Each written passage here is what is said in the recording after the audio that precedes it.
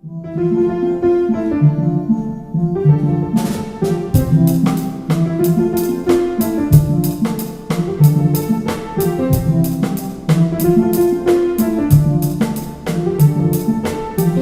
the midst of the darkness, God has sent us His light. There's no need to be anxious. He will lead in our fight. If you've been called by the Savior, you will surely win. All you have to do is listen. Let your soul take it in. There's no need. Okay, for tonight's lesson, what we're going to do is Levi number 3. And we got started historically with the book of Levi and the birth of Levi in Genesis chapter 29, the third son of Leah and Jacob. And for whatever reason, beyond the fact that Moses and others perhaps come in the lineage of Levi, Levi got special privileges over all the other tribes and all the other people that came out, children that came out of Egypt. And tonight, what we want to do is that we want to look at several things that as we go forward. And I got a couple of quiz questions that I just want to kind of get you engaged in the process so you don't fall asleep thinking my teaching is boring. So if I give you a quiz question that might keep you awake while I'm teaching. Now, I'm going to read several chapters. I'm going to read from Leviticus, a couple of chapters in Leviticus, chapter 11, chapter 10, partial verses. And I'm going to read also from Numbers chapter 1, possibly chapter 2 and 3 as well. And in those chapters, you're going to see something is missing. And I want you to try to discover what is it that is not said in those chapters that perhaps should be obviously said, but it's very obvious that it's not mentioned. And while a lesser item to make note of will be how many times God uses the phrase that they shall not come nigh lest they be put to death. Now, there are a couple of things that we want to do. One is that when we look at this book, that the first 5 books of this Bible are called the Pentateuch, the Penta representing 5. They're all written by Moses. Now, think for just a second, since you've been around the church for a while and you've handled this Bible quite a bit. Were we to take the book of Leviticus rather, were we to take the book of Leviticus out of the Bible, and another book I'm going to use tonight, perhaps even more than Leviticus, out of the Bible, were we to take those 2 books out of the Bible, you would be left with, in terms of the writings of Moses, you would be left with Genesis, which takes us up to the period of Joseph, and necessarily to the reign of Joseph as Zaphnath Paaneah, the end of the famine, the 7-year famine, and then Joseph's voice falls silent, and so the Egyptian captivity falls silent. And in Exodus, we then get the narrative of now the birth of Moses, the decree that has been put out by Pharaoh that all of the sons of the children of Israel, all the boys, shall be killed. And we get Moses fished up out of the Nile River, and then he meets God on Mount Horeb in Exodus chapter 3. But if we move Exodus, if we move Leviticus and Numbers, we move from and then we go reading narratively from Genesis to Exodus, in Exodus we get the history. The book of Exodus gives us the history of the children of Israel's journey in the wilderness, the things that they encountered, Moses up on the mountain. We get the first sign of the commandments. We get the big 10 out in Exodus chapter 20. In Genesis, by the way, we get the history of the world. We get the history of the world. We get the history of the world of God and his people. And Exodus, we get the history of the people that moves out. So their history of the 40 years. So it's a 40-year history. Exodus is the 40-year history of the children of Israel in the wilderness. Leviticus we've moved out, which will be in the next book. Numbers we've taken out. Now we're left just with the book of Deuteronomy. So if you take Genesis, Exodus, Deuteronomy, Deuteronomy is the second giving of the law. It's a time when Moses has been informed he's not going into the promised land. And so he gives a second giving of the law. And the book of Leviticus itself is the law. Now, there are 765 or thereabouts, and I could be off a number too, of actual verses. There are 27 chapters in the book of Leviticus, and there are 765 verses in the book of Leviticus, of the 27 chapters.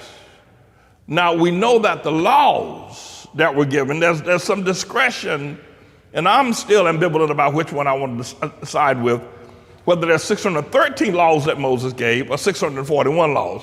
I've always leaned towards the fact that there's 641 laws, but one can argue that some of the laws that would make up the additional laws that will give you above 613 to 641 laws can be considered one law, and you're multiplying that law more than once. But at some point, we're going to take the time to look in the book of Leviticus, and we're going to, through 27 chapters, and see if we can find the actual 641 laws. Because that's what the book is about. Leviticus chapter 20, verse 13. Guess what that is? That's a law. Man shall not lie with mankind as with woman, or he shall be put to death. That's one of the laws. Well, there are a whole lot of them. Man shall not lie with his mother-in-law. Father shall not lie with his daughter. These are laws. So of the 765 verses that are in the book of Leviticus, we're going to extract some either 613 laws or 641 laws, and then we'll discover what were the other, or 635 verses. We'll discover what were the other verses all about, with the introductory verses, etc. So let's pick up where we left off last week. And I'm not going to spend most of our time tonight on the dietary laws. This segment of Leviticus laws in chapter 11 are given, they're in the category of the dietary laws. There are military laws, there are laws about marriage, there are laws about giving, there are laws about the tabernacle, there's a law about sacrifice, there's all kinds of laws. But chapter 11 of the book of Leviticus consists of the dietary laws. You'll find these laws given again in Deuteronomy chapter 14. But remember, we read last week about the laws of the diet of what you can eat and what you cannot eat. And we left off at verse 8. And I'm not going to go back through that again, and I'm not going to read all of chapter 11 because it has all of the dietary laws. They're all contained in this chapter 11. But it says, I'll pick up where we left off last week. Of their flesh ye shall not eat, talking about forbidden cloven foot, though it doesn't chew the cud. Their carcass shall ye not touch, they are unclean to you. So you not only can you not eat unclean items, but you can't touch them. There was a report that came across the news wire last night that there's a new swine flu developing in China, and the Chinese now are saying they are aware of it, and they were showing all of these pigs that are they're raised in these very tight settings that are very unnatural. Literally thousands of pigs are raised just for the purpose of slaughter, and they're saying they're carrying some sort of a swine flu. But they haven't determined in China whether that swine flu, in addition to the coronavirus event that's now happening, whether that swine flu is communicable, whether or not it can be transferred from a swine to a human. But there is a new swine flu in China. Someone wrote to me also and said, after we had posted up the teaching about you should not eat swine, or you should not eat lobster or shrimp or crabs, and someone posted up, well, that's why the Lord told us to pray over it. And we pray over it, we can eat it. Okay, all right. Okay, I see where you're going. You just want to pork out. But, so you're talking about praying, right? Let me ask you a question. You that wrote me that insultive response to my teaching last week. If I were to take a piece of, let's say, hamburger, McDonald's, and I took that hamburger from McDonald's, opened up the bun, and gave a deep cleansing of my throat and spit on that hamburger, and then put the bun back on it, put the pickle and the tomato back, would you eat it? You say, well, no, I wouldn't. Well, let me ask you, would you pray over it and then eat it? Hell no. You wouldn't eat it even if you prayed over it. No, you wouldn't. So the swine, the crab, the lobster hasn't been spat on, but he has a poison in his system. And your praying over it ain't gonna move it. But one other thing, by the way. Since you said that God said pray over everything and then eat it, that's contradictory to the word of God. It is ridiculous religiosity thinking. You should pray over food because you're thankful for it. You should pray over it and bless it. But if God told you don't eat it, what you're going to pray over to try to change God's word? You're going to change what God said about it by prayer? Prayer's not going to change it. And by the way, your prayers are not that effective anyway. I mean, you tell me that you can pray over a spit on a hamburger or poison in a swine, and all you got to do is pray over and it's good to go. Your prayers are not that effective, and you know it. How many times have you actually in your entire stomped down, natural bone, nappy head life, have you ever seen an answer prayer? That you prayed. That you prayed. Because effectively, to eat that pig, that pork chop, those chitlins, those pig feet, those pig ears, to eat that, you got to pray, and then your prayers got to be answered and be effective, and to make that swine, what God said is unclean, clean. How many times have you actually have a prayer answered? The answer is probably none. So praying over your food is, anyway, why well, spend time? But I think it's important because a lot of people want to try to get away from that. Let's read a little bit more, and then I'm going to go to Numbers, all right? Verse 9. These shall ye eat of all that are in the waters, whatsoever haveth fins and scales, in the waters and in the seas and the rivers, them shall ye eat. And all them that have not fins and scales in the seas, in the rivers, of all that move in the waters, and of any living thing which is in the waters, they shall be an abomination unto you, and you shall not eat them. So you can't eat shark, Captain Farr. I've been around town, we've been buying shark from anyway. Shark has fins, but it doesn't have scales.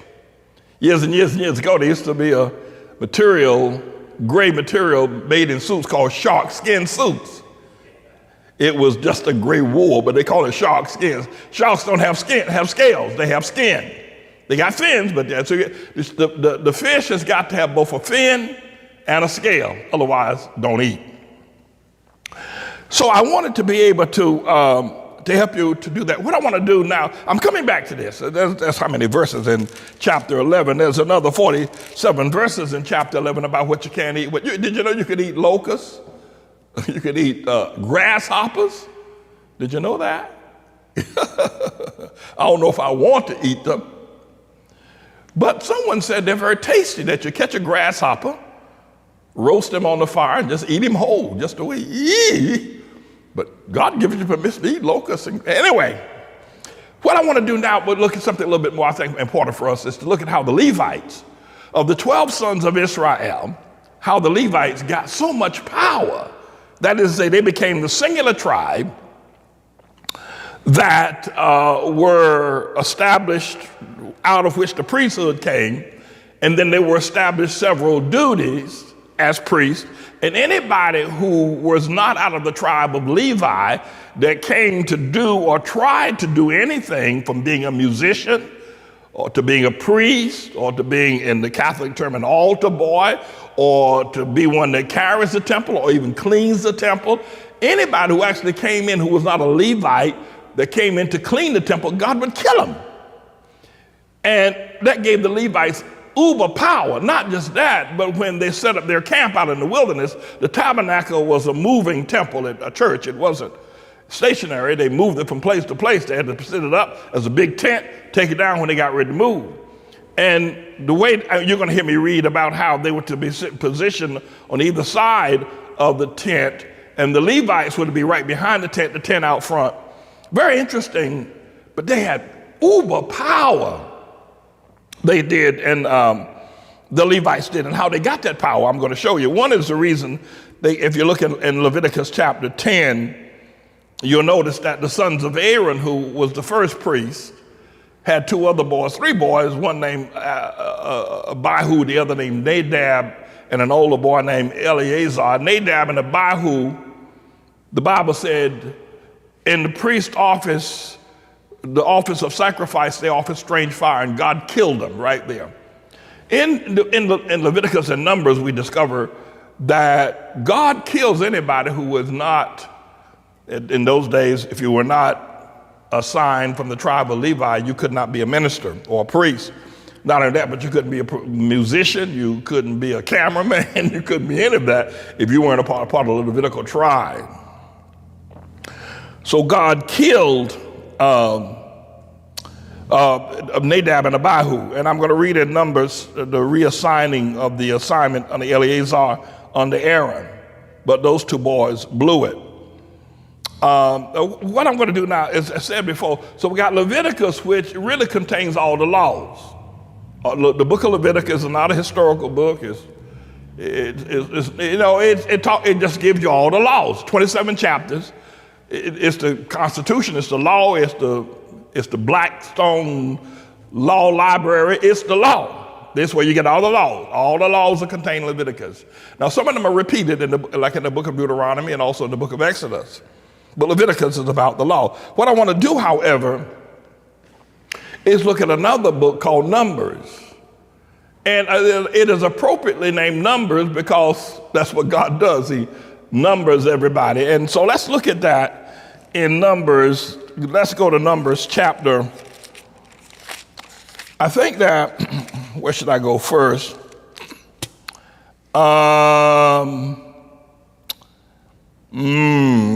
Let's see now. Well, I'm trying to discover whether I should do Numbers chapter 3 first or Numbers chapter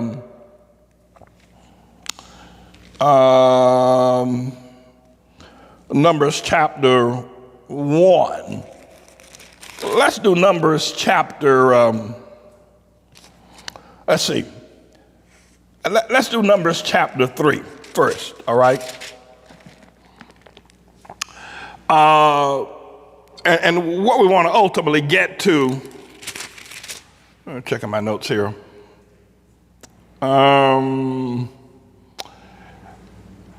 What we want to ultimately get to, let's do Numbers chapter 3, starting at verse 38. But those that camped before the tabernacle towards the east, even towards the tabernacle of the congregation,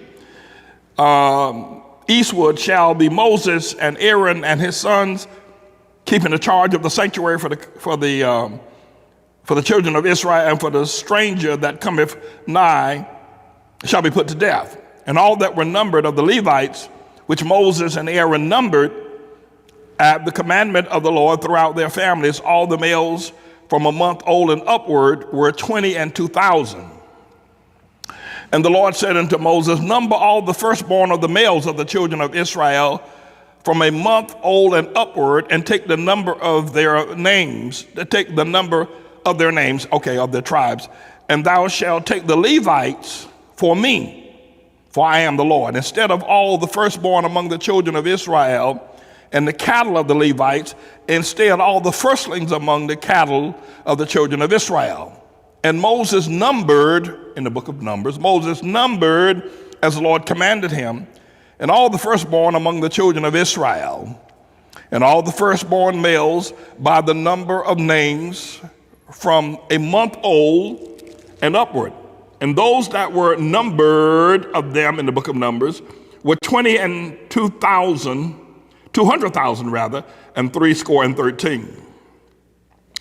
And the Lord spake unto Moses, said, take the Levites, instead of all the firstborn among the children of Israel, and the cattle of the Levites, instead of their cattle, and the Levites shall be mine.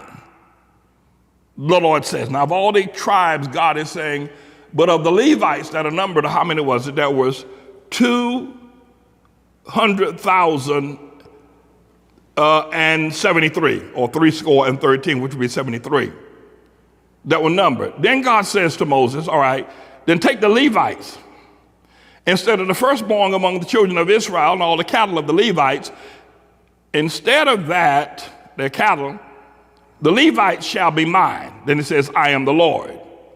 And for those that are to be redeemed of the 200,073 of the firstborn of the children of Israel, which are more than the Levites, thou shalt even take 5 shekels. So what we're looking at is we're looking at how God is numbering them, and according to the Levites being taken as special before the Lord. Now let's go back to chapter 1 of Numbers as the whole process gets started. And I don't want to read through all these names, but I may have to do that.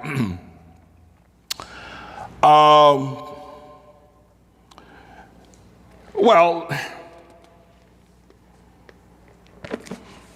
all right, let's go back to chapter 1, verse, I'm trying to avoid all these names. And the Lord spake unto Moses in the wilderness of Sinai in the tabernacle of the congregation on the first day of the second month in the second year after they were come out of the land of Egypt. So they're out now 2 years.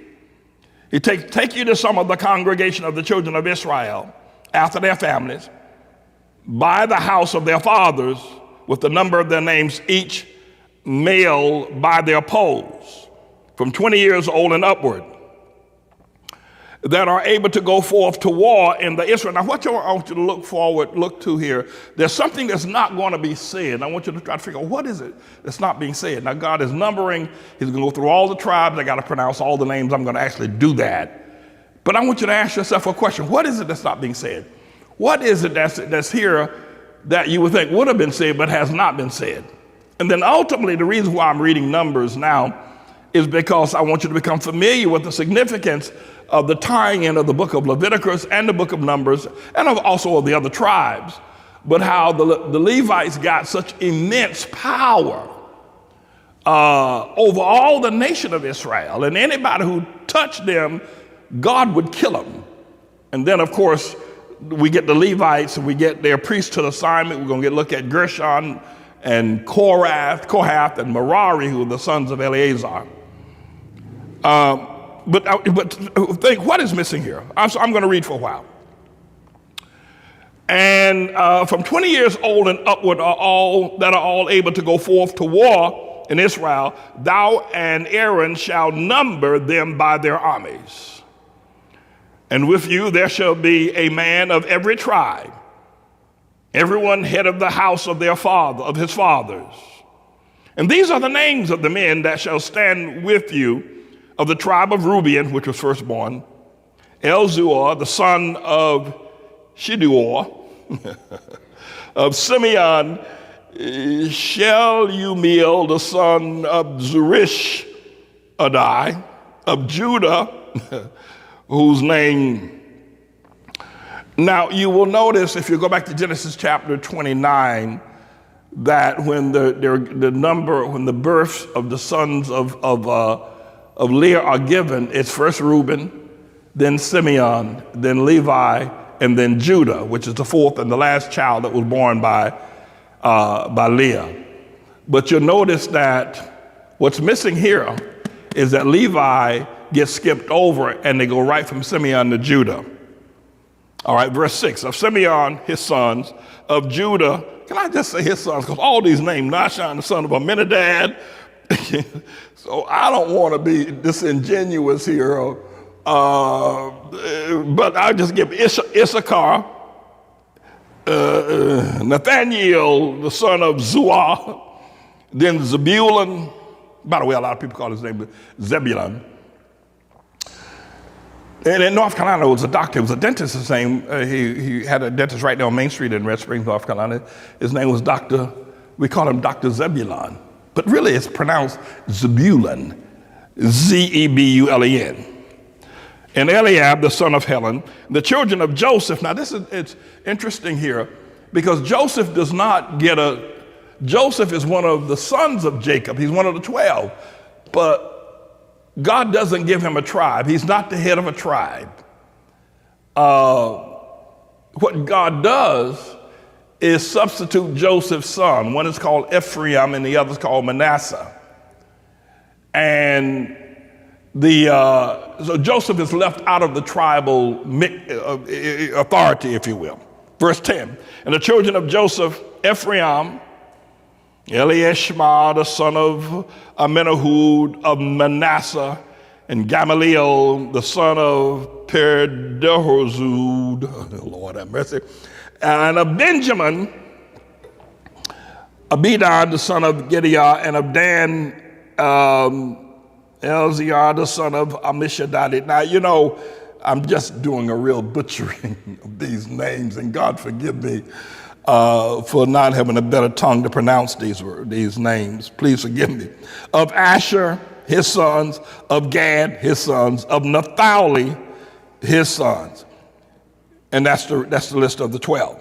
Now, these were the renowned, that is to say, of the congregation. They were the princes of the tribes and their fathers and the heads of thousands in Israel. So every family knew his family lineage, though these men had been dead. Reuben, Simeon, Zebulun, Naphtali had died years earlier, but their families of their names by their polls, every male from 20 years old and upward, all that were able to go forth to the war. Those that were numbered of them, even of the tribe of Simeon, were 59,300. Again, Levi does not get mentioned. Of the children of Gad, by their generations, after their families, in verse 24, by the house of their fathers, according to the number of the names, from 20 years old and upward, all that were able to go forth to war. Those that were numbered of them, even of the tribe of Gad, were 45,650. So we're getting all these numbers. Of the children of Judah, by their generations, after their families, by their fathers, according to the number of the names, from 20 years old and upward, all that were able to go forth to war. Those that were numbered of them, even of the tribe of Judah, were 314,600, or 64,000. And the children of Issachar, by their generations after their families, by the house of their fathers, according to the number of their names, from 20 years old and upward, all that were able to go forth to war. Those that were numbered of them of the tribe of Issachar were 54,400. Of the children of Zebulun, by their generations, after their families, by the house of their fathers, according to the number of the names, from 20 years old and upward, all that were able to go forth to war. And those that were numbered of them, even of the tribe of Zebulun, were 57,400. Of the children of Joseph, namely the children of Ephraim, by their generations after their families, by the house of their fathers, according to the number of the names, from 20 years old and upward, all that were able to again go forth to war. Those that were numbered of them that were of the tribe of Ephraim were 40,500. And of the second son of Joseph, of the children of Manasseh. Now, Ephraim and Manasseh got a tribal section, but not much power thereafter. Mainly because Ephraim's mother was not a Jew, and neither Manasseh. You remember, Joseph married an Egyptian, of the priest of the Egyptians. She was an Egyptian woman. But she gave him two sons, Ephraim and Manasseh. But for whatever reason, of all the great work that Joseph did, beloved of his father Jacob, he was not given a prince. He was not called the prince of the tribes of Israel. But his sons got some territory. Verse 34, of the children of Manasseh by their generations after their families, by the house of their fathers, according to the number of the names, 20 years old and upward, and all that were able to go forth to war. Those that were numbered, them even of the tribe of Manasseh, were 30 and 2,200. Of the children of Benjamin, Joseph's younger brother, by their generation and by their families, by the house of their fathers, according to the number of the names, from 20 years old and upward, all that were able to go forth to war. And those that were numbered of the tribe of Benjamin were 30 and 5,400. Now, again, I'm going to conclude this in just a moment, but I want you to understand why is this important. Why are you teaching Numbers rather than Leviticus? Because I'm trying to show you how God excluded the Levites. Not of any tribe except the Levites, that he said, the Levites are mine. I am God. They belong to me. They are most precious in my sight. And so we want to show you all the other tribes don't get that kind of kudos, if you will, from God. They don't get that kind of recognition. And those that were, in verse 37, those that were numbered of the tribe of Benjamin were 30 and 5,400. And of the children of Dan, by their generations after their families, by the house of their fathers, according to the number of the names from 20 years old and upward, all that were able to go forth to war, those that were numbered, them, even of the tribe of Dan, were 60 and 260,700. Of the children of Asher, by their generations, after their families, by the house of their fathers, according to the numbers of the names, 20 years old and upward, were able to go forth to war. And those that were numbered, them of the tribe of Asher, were 40 and 1,500. And of the children of Naphtali, throughout their generations, after their families, by the house of their fathers, according to the number of the names, from 20 years old and upward, that were able to go forth to war. Those that were numbered, even of the tribe of Naphtali, were 50 and 3,400.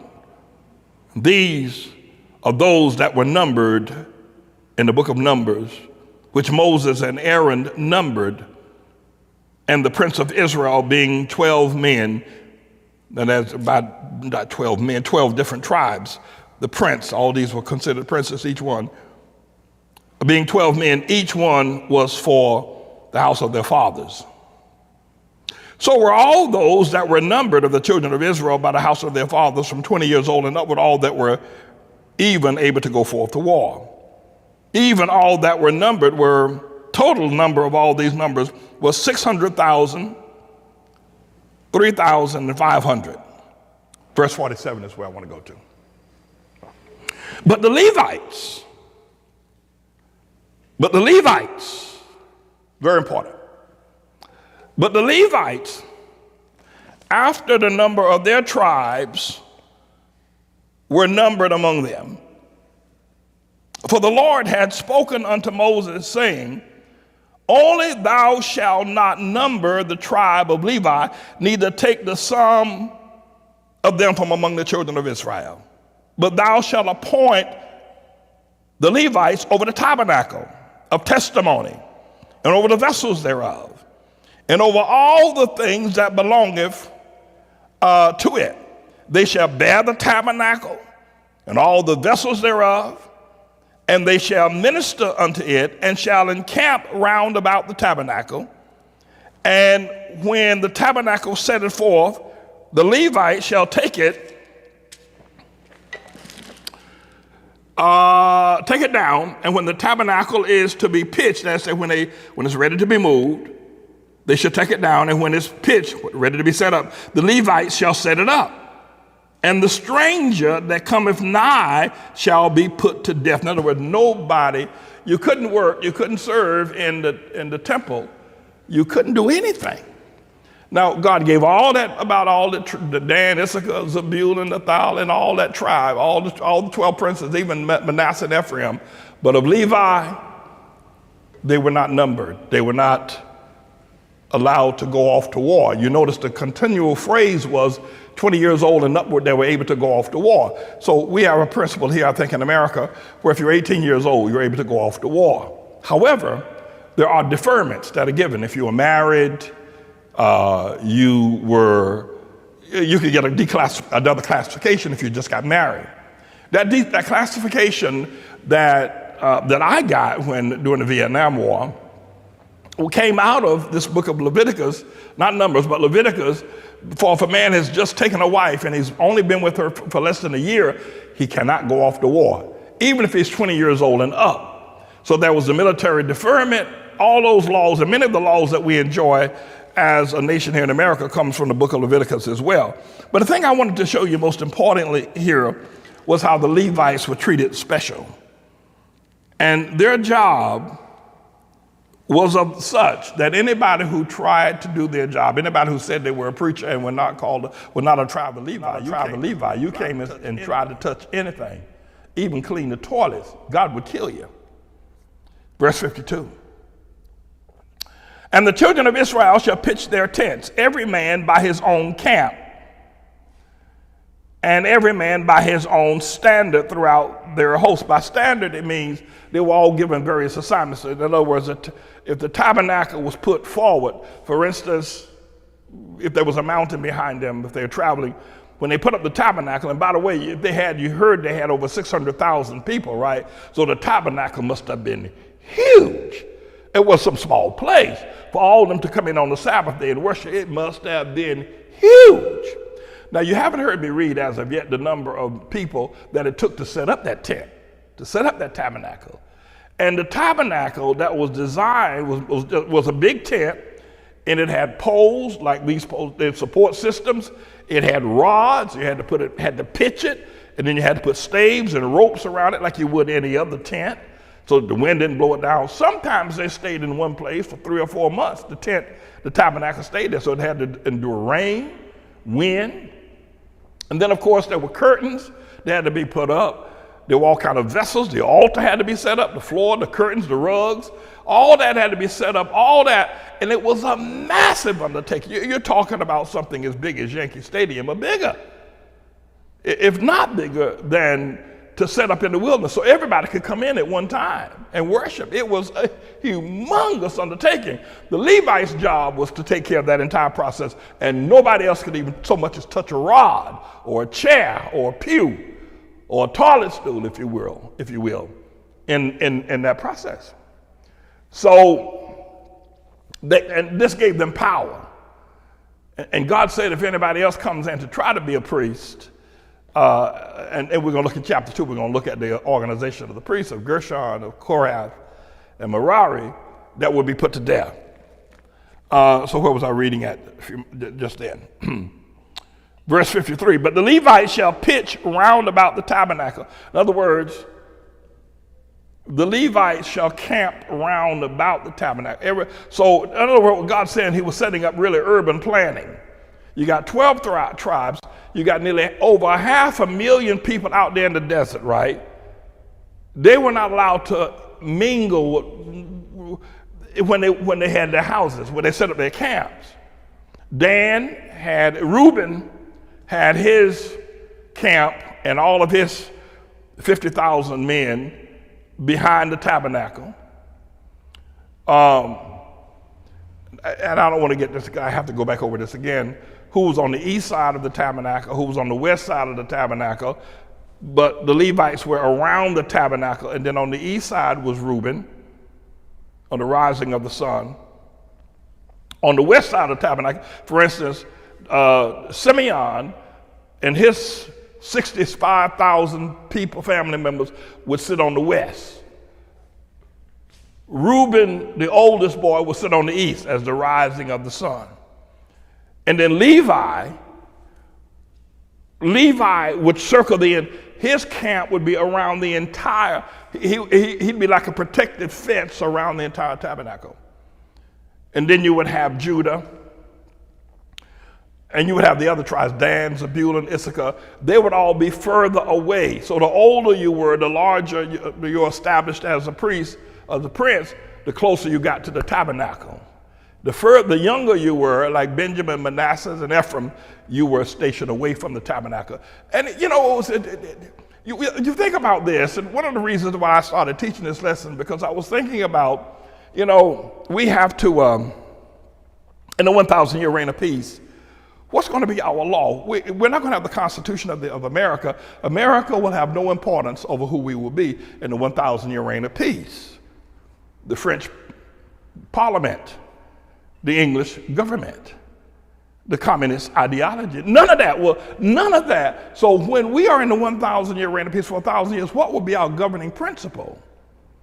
So the idea is this, is that when God brings them out of Egypt, he sets up all of these laws. I mean, and if you take the time to study it and look, it is beautiful. You got to know this is God, because who would take the time to talk about where every child and his father in every camp, there are 50,000 members in your family. There are 50,000 members in Zebulun's family. There are 65,000 members in Issachar's family. And all of them had to stay within the same little towns. So we got New York City, we got Yonkers, we got New Rochelle. Really, that's what it would be. They would have all these other little towns around the main town, which would be the tabernacle, which is where the Levites themselves would stay. Who would think to do that? I mean, who would think that kind of urban planning? But that's what I just read to you, as confusing as it was. And please forgive me if my not being able to pronounce the names correctly probably threw you off and caused you to be disinterested. Maybe I should have told a joke.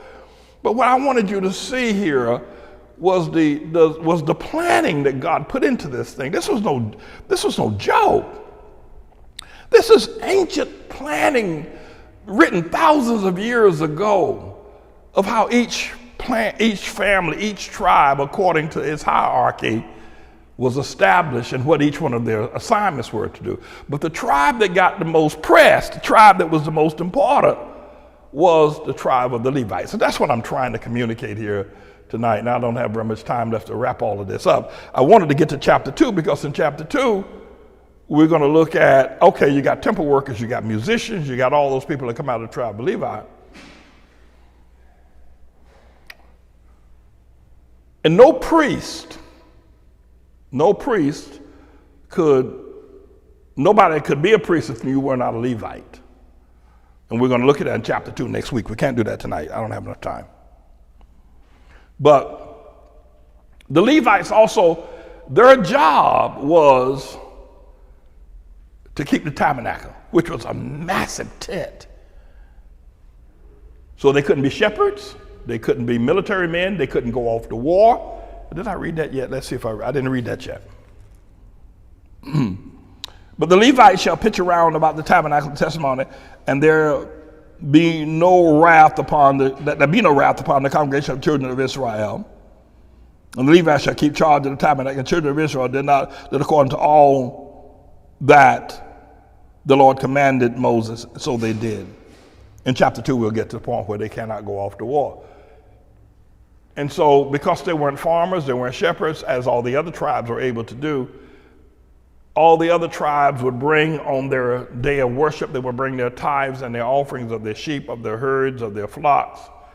And the Levites would eat from what all the other tribes produced. That's where you get the tithe. That's where it comes from. And that's how, because the Levites didn't have jobs. In fact, they couldn't even own property in the sense of what God had established. So I wanted to be able to help us look at that, because at some point we're going to have to think about how enduring are the laws of Moses when we go into the 1,000-year reign of peace, and what I'm now determining as the third movement of God upon planet Earth. How enduring are those laws? But my fascination with this many years ago was that I would think that God would just be kind of lazy and say, okay, God, you come out in the wilderness. What all this business of numbering everybody? What's all this business of every tribe has a prince, have a head, every father? You have the town of Reuben, the town of Issachar, the town of Zebulun, the town of Gad. Everybody got their own town. You can't, everybody, but the center of attraction was the tabernacle, and the Levites got all that power. I think it's fascinating. And then, of course, because we didn't pray very long last week. I only prayed like 2 minutes. Deacon Williams told me I ran away from the prayer altar. He said that to me. So tonight, we'll try to spend a little time praying. Generally, I try to give prayer about 12 minutes. But I also want to make this consistent with a 1-hour shot tonight. So we only have about 14 minutes left. So let me try to wrap this up. When we get back next week, the Lord let us get back, we're going to look at chapter 2 and the formation of the priest. Out of Aaron, Eleazar, after Abihu and Nadab got blown away by God for offering strange fire. And then in Leviticus, in Numbers chapter 11, we get the formation of the elders. There are no elders right now. All of their princes, they're called princes now. They're not called elders, they're called princes. And then when we get to Numbers, you've heard me refer to Moses telling, after the tent of meetings, calling everybody over to the tent of the heads of the 12 tribes, 70 people all total. We'll get to that next week. But I wanted to be able to have you begin to think. So what was it that you didn't hear read? What was it that you didn't hear that perhaps should have been said in the quiz? What was missing that I did not say? Of all the reading I did, and I've read a lot, what is it that you did not hear? What is it? I can tell you what it was. You kept hearing me say of every male 20 years old and upward, or every male 1 month old and upward. You never heard me mention a woman. Not one time. When God numbered all the tribes, the women were not numbered. Generally, there could be more women than there were men. So I estimated that of the 600,000 that we get, that the Bible says conclusively of all the males, that's just the males. That's not the women and the men. That's just the males. So of all that reading you heard me read, and as bad as I was reading it, I'm a bad reader anyway, I was butchering it, and I admit that. You didn't hear the mention of counting, of acknowledgement of one woman. Not one. Not one. By the way, Jacob had a daughter named Dinah. You don't hear her mentioned at all. You don't hear the daughters of any of these men. All these men had daughters. Now, is this male, if you will, dominance? Is this anti-woman? No, it isn't that at all. It isn't that. It's just Bible. It's just Bible. Here's what I do. I say, well, now listen, if God numbered 600,000 males and never once mentioned a woman, but strategically you think about, God is thinking about the town of Gad, the tribe of Gad, the tribe of Reuben, Issachar, Zebulun, Simeon, Dan, and he put them all together, and he's numbering all of them in the tribe of Levi. And all of this is organization, not like hodgepodge, everybody just kind of thrown together and no real organization. This is organization beyond organization. This is outstanding organization. And one would look at it today in terms of urban planning. So you got to take this seriously. Why didn't God mention women? Why? Why weren't women mentioned in this process? Why? Why only males? And there's a reason for that. There's a reason. I think that you know what it is, but look at how much we have changed the Word of God. If you were not a Levite, you couldn't touch this. If you were not a Levite, when someone came to the tabernacle door, a Levite had to open it for you, and you had to be blessed to go in. Otherwise, you touch anything, God would kill you. Anything, God would kill you. And only men could do that. Think how far we've moved away from that today. All right, I really have got to, we're only going to be able to do 7 minutes tonight. Just 7 minutes, Deacon Williams. I don't want to put time limit on our prayer, but okay, so we'll get back to, so you got the idea of the themes, right? What Leviticus is, 27 chapters, 765 verses, 735 verses, 65 verses. Then the book of Numbers, and you got it, right? So we got that, we're going to look at that, and for that woman that got smart mouth with me, bring me your hamburger, let me spit on it, that you pray over that with your smart mouth.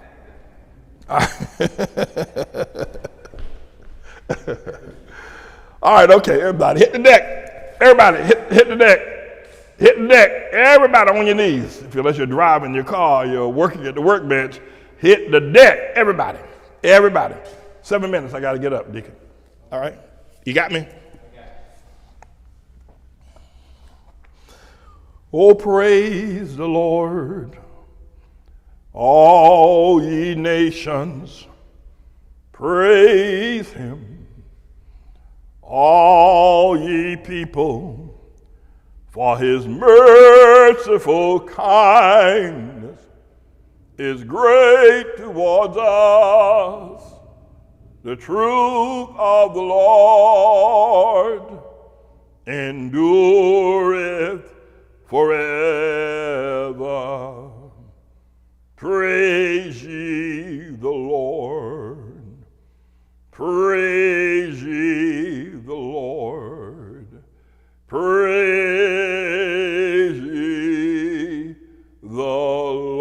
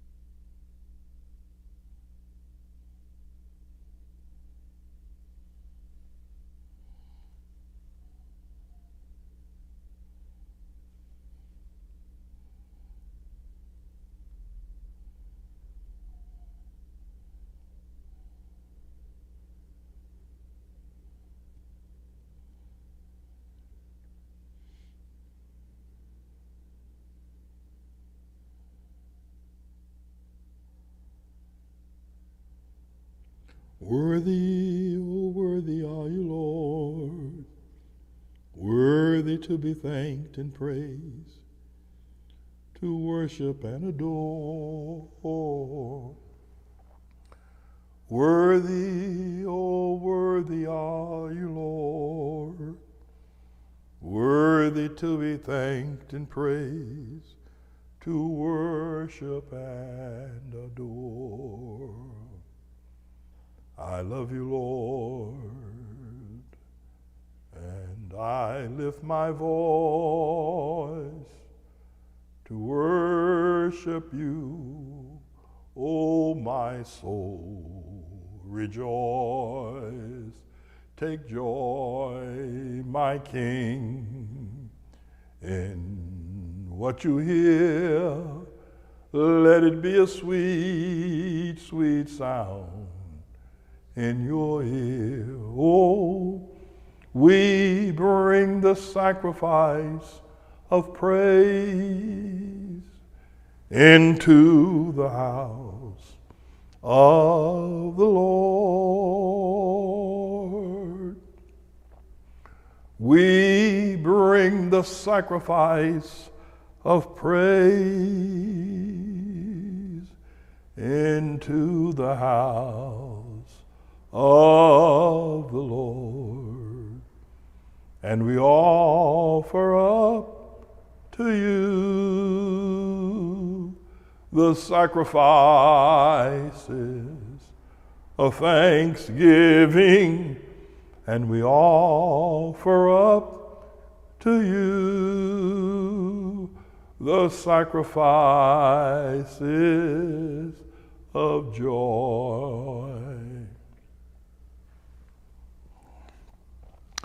I don't know about my time, but I thank God for the period that I had tonight. I thank God for the opportunity to share with him this morning in the Open Rewards prayer meeting in the closet. And I thank God for all of y'all sharing with us tonight in this period of prayer.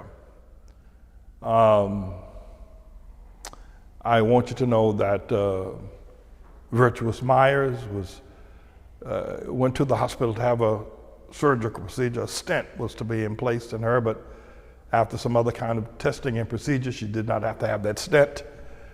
And so she's at home she needs to lose some weight. I could have told her that. She needs a doctor. She didn't have to spend a minute at a doctor. I could have told her that, but she's losing weight. Praise God. We've got a great day coming on this coming Sabbath with Mother Shekinah Seals' 100 years old celebration on this Saturday.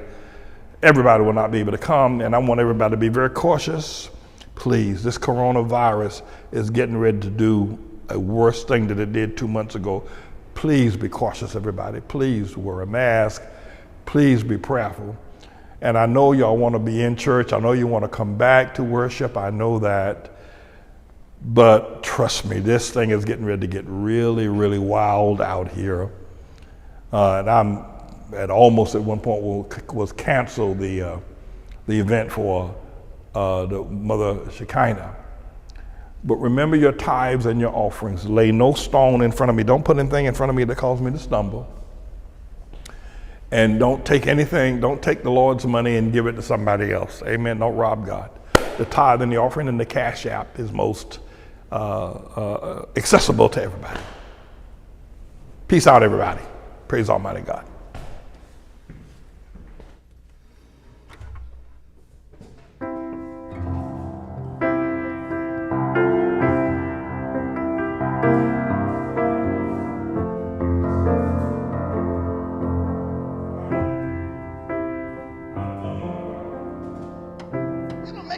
Say Jesus is Lord. I got a word in my mouth. I got a word in my mouth.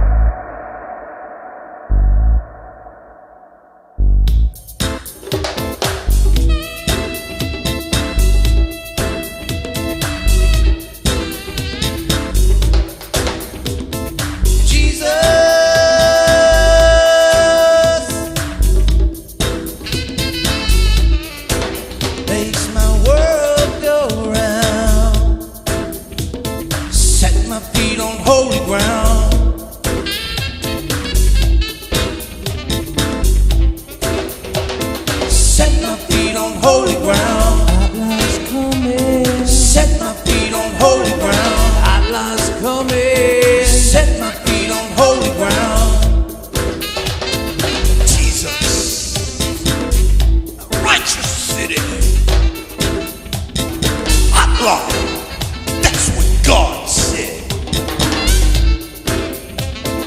Fire. 50,000 righteous men living for the Lord. All the land anointed holy. All the land anointed holy. All the land anointed holy. ATLAH. That's what God. Welcome, everybody, to the Manning Report. I am Manning, the quintessential American, broadcasting from our studio located at our church building, which is located in the community formerly known as Harlem. But Almighty God has changed the name of this community to ATLAH. It is the second day of July. How's everybody doing? We're at 29,000 people that have lost their lives, and that's an undercount according to Johns Hopkins University to coronavirus, an instrument of Almighty God in the midst of the tribulation. Now, I got an extraordinary broadcast for you today. want to encourage you to follow us on Twitter and on Facebook and subscribe to us on YouTube and also on Instagram, so you'll be kept abreast of all the things that are moving and the moving parts of all the things that are happening right here emanating out of Harlem, New York City.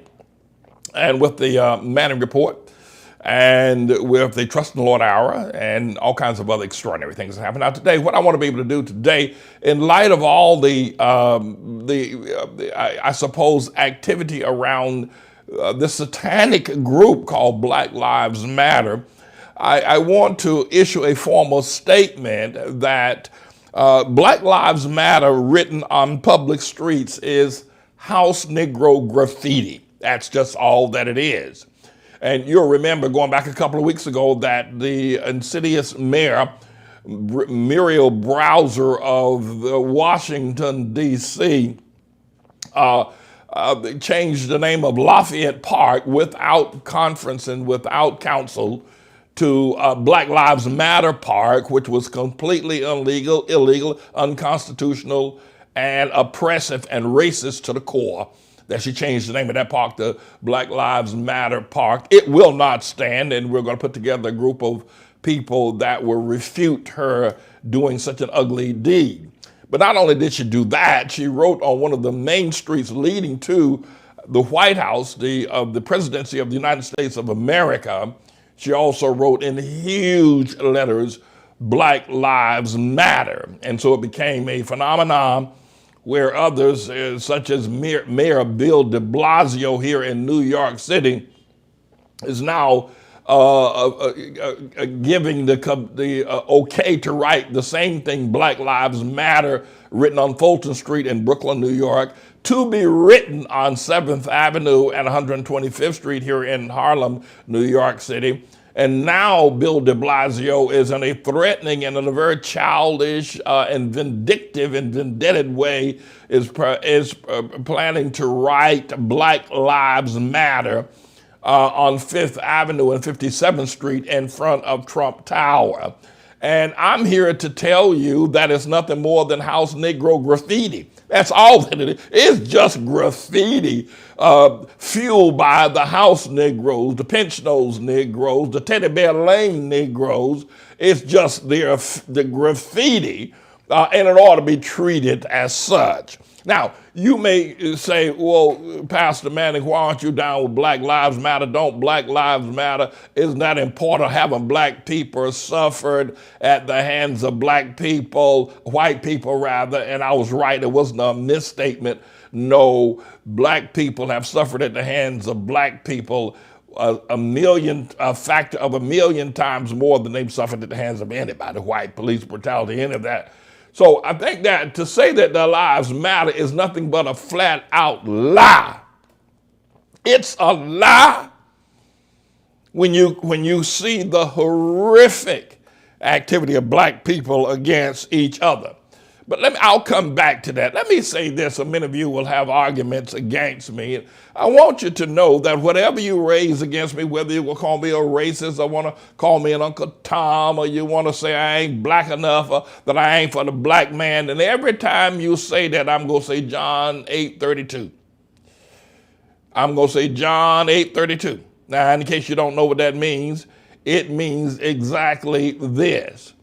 That after 150 years of freedom from slavery and the Emancipation Proclamation, 75 years of marching and protesting and civil rights, 150 years of amendments to the Constitution, 3 amendments to the Constitution on behalf of the Negro, the slave, the colored, on behalf, and all of the civil rights movement, all of the black mayors in every major city, black police chiefs, black district attorney, black governors, and even a black president. Black people are still at the bottom of the world social register. I'm talking about they're at the bottom of the register of people like in Cambodia and in other parts around the world, what you might consider to be third world. Black people in America are still at the bottom of the world's social register after 150 years, after a black president. So black lives don't really matter. Not at all. It's just graffiti. and it ought to be treated. They ought to be arrested. You ought to arrest Muriel Bowser. You ought to arrest Bill de Blasio for writing graffiti in the streets of America. Black Lives Matter. You know, what I see happening now with writing it in front of Trump Tower, and I'm no fan or supporter of Trump. I'm one of his greatest adversaries. But I see it as a vengeful, childish act by de Blasio, who is really very childish. You ought to see the way Governor Andrew Cuomo slaps Bill de Blasio around like he's a little girl. Because he's very childish. He's not really a stable man. He's tall, but that's all. He's not really a sure enough stomped down man. And Cuomo slaps him anytime he wants to slap him. Don't bring that up. Cuomo slaps him anytime they want to slap him. And so, but you know, this whole matter now of Black Lives Matter and taking over Lafayette Park reminds me of some time ago when the Wall Street Occupy group took over Zuccotti Park down in the lower part of Manhattan, down in the historic district and the Wall Street district. They took over Zuccotti Park, stayed down there for about a month, and then they got tired and they left. You'll note also that the CHOP takeover over in Seattle, Washington ended on yesterday as well. But this whole matter of writing Black Lives Matter in the streets is nothing more than trying to occupy the streets with house Negro graffiti. That's all it is. And let me say a couple of things that I promise not to inflict myself upon you any further. The media, CNN, MSNBC, Washington Post, New York Times, and several other media are using the Black Lives Matter protests to defeat Trump. That is to say, they have found a cudgel. It's more than a cudgel. They have found a weapon that the media don't really care anything about black lives. I tell you what. Ask some of these teddy bear lane Negroes that work in the media, ask them how, if they may be a reporter, maybe they work for CNN, MSNBC, maybe they're an anchor, maybe they're a technician, maybe they're a cameraman, maybe they're whatever. Ask any of them, including Alice Sharpton, Reverend Alice Sharpton. Ask them, do you really feel equal inside of MSNBC? Do you really feel equal? Ask Don Lemon, do you really feel equal inside of CNN? I mean, isn't there always somehow or another that there are two things going on in the dynamics of this racial equality business? That, first of all, white folk are walking around black folk on eggshells because they don't want to say anything because you don't know what the new. You don't know what's new now that you can't say. White folk, because black folk keep evolving. Black Lives Matter, black this, that, and the other. So white folk, even the so-called liberal ones, don't know what you can't say anymore. They don't know. And then black people are walking around with the same kind of idea, but with a chip on their shoulder, not knowing what they should. It is like watching a zoo, watching black folk and white folk work together in major law firms and on college campuses, in major media, and another place where black folk have to operate as a minority inside of the white framework of things. It is a joke watching the hypocrisy. So here, the thing that I want to say to you is that the media is using this Black Lives Matter as a weapon to take down Trump. That's right. Yeah. This puts Trump in a position to either have to become a shoe shine boy and start, and start acting like one, or become a Black Lives Matter supporter. And so the fact that he won't do it, they just keep fueling the audience that Trump is racist, and he is. But they are using this. And the reason why I want to say that is because just as soon as this whole matter of the election is over with, the media are going to drop Black Lives Matter the way they dropped the coronavirus thing to pick up Black Lives Matter. They are like nobody was dying anymore. I swear. The media act like there was nobody dying from coronavirus once this George Floyd got lynched out there in Minneapolis. They act like won't nobody dying no more. You see nothing about there to make no report. They didn't put up no graphs. Didn't have Dr. Fauci, Dr. Burke. They didn't have nobody talking about it. And people still dying. That's exactly how they're going to act just as soon as they can either defeat Trump or move on. The other thing I think is important, point number 2, yeah, I do have some points here, is that the white marchers in this group of Black Lives Matter, you sat there with their clenched fists. You got to be honest. It's like it's like a white man shaving his hair and putting on a baseball cap. Leave that to black people, man. White folk out there with a clenched fist. Just as soon as all this is over with, you're gonna see them look. But I think the other thing is that you have to realize, and we can talk, right? This is me. You can talk to me.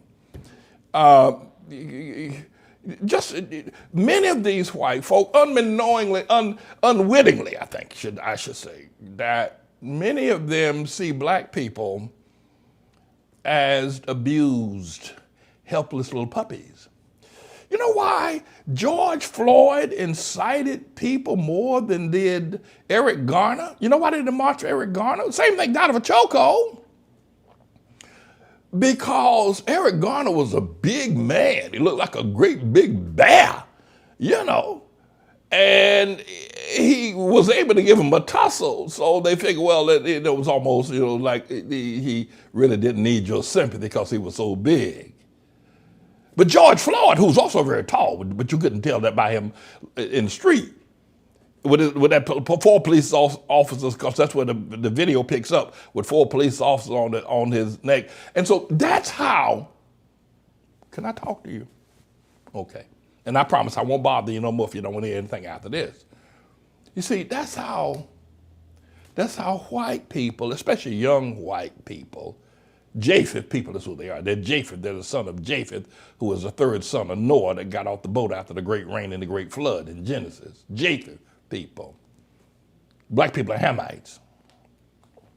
Japheth people see Hamite people as helpless puppies, like they've been abused and you need to call the animal rescue committee to come and rescue because the people are just abusing. They're just abusing the poor black people so bad. Let's get out there and march from. Let's put on our casual clothes and let's get out in the street and raise a clenched fist like because they're so abused. And it was a George Floyd event that made that look like this is typical what happens to black people. They are so abused, and we have got to get out there and help them. So they get in the street. Those under the age of 30, 35 years of age out there in the street. And it really is not a Black Lives Matter protest. They're carrying the signs. But in the minds of white people, psychologically, if you were to put them through a psychological testing, psychologically for them it's a pity parade. We pity you black people. Y'all are treated so bad by the police.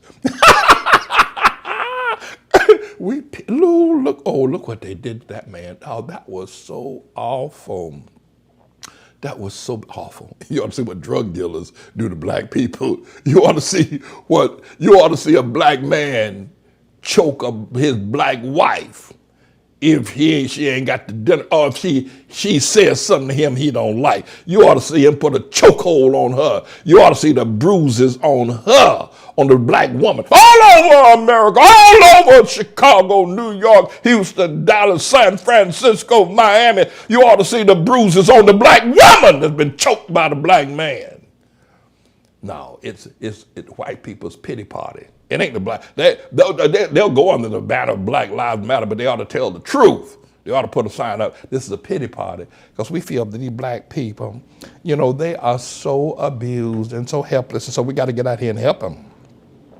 But I think the other thing is that, and by the way, again, I'm Mr. John 8:32. You may not agree. You may be incensed now by what I've said, but John 8:32, you shall know the truth. The only thing that's going to set black folk free is the truth. Black and white folk, Hamites and Japheth people, and Shemites as well. But let me just say one other thing, and then I have a couple other things, and I'm going to go. As soon as these pity party white people that's marching with the Black Lives Matter, the pity party, oh, they're so abused. Oh, they're treated so bad. Oh, isn't that awful? Let's get out there and march with them. Come on, everybody. Let's drop our summer plans to travel to France, and we had planned a whole month on the French Riviera. But let's cancel all of that and let's take up some hotel rooms in some of the local. Does anybody know how to contact leaders of the Black Lives Matter so we can find out where their marches, so we can plan our itinerary? Because we have to have our dinners and we have to have a place to sleep. I mean, we can't sleep in the ghetto, so we're going to have to need hotel bookings. So let's call the Black Lives Matter and see if they know where they're going to be next week, so we can make some bookings. Yeah. But let me tell you something. As soon as these white people, these Japheth people get a life, as soon as they get a life, you ain't going to see them no more out there marching. I'm old enough to have seen the hippies. Hell, I'm old enough to know the beatniks. You don't know about the beatniks. You may know the hippies. They're marching against the war in Vietnam. Yeah, they're marching against they're marching. They're marching trying to get LSD with Dr. Timothy Leary. They're trying to get that legalized LSD. They're trying to get marijuana. This is going back 60, 70 years ago. I'm old enough to know all of that, right? The hippies. I'm old enough to know Laurel Canyon. I mean, you even have people like Carole King and Frank Zappa and Buffalo Springfield and a bunch of other people living in Laurel Canyon in California. I'm old enough to remember all these hippies out there on Haight and Ashbury Street. I remember the hippies sleeping in Central Park, having sex orgies in Central Park, and out there for months. You ain't seen nothing when you talk about the CHOP organization group up in Seattle, or the Zuccotti Park of the Occupy Wall Street, or the Black Lives Matter continual marching across them. You ain't seen nothing. The hippies still got y'all beat with Woodstock. But just as soon as those hippies got old enough to take over their father's business and start running those multi-million-dollar corporations and eating those good meals and living in those big houses way back up on Teddy Bear Lane, they ain't been out in the streets. And by the way, you ain't gonna see no older white folk out there unless they're looking, trying to pick up some young girl up, and maybe some homosexual guy, old white homo out there trying to pick up one of them young black boys. You may see them, but for the most part, you ain't gonna see them out there. And they ain't going. Just as soon as these young white people get a life, they ain't gonna be moving around with no Black Lives Matter anymore. So let me say this, because I know you're probably upset with me about now, about these things I'm saying. Can I tell you something? And then I promise really not to inflict myself upon you any further.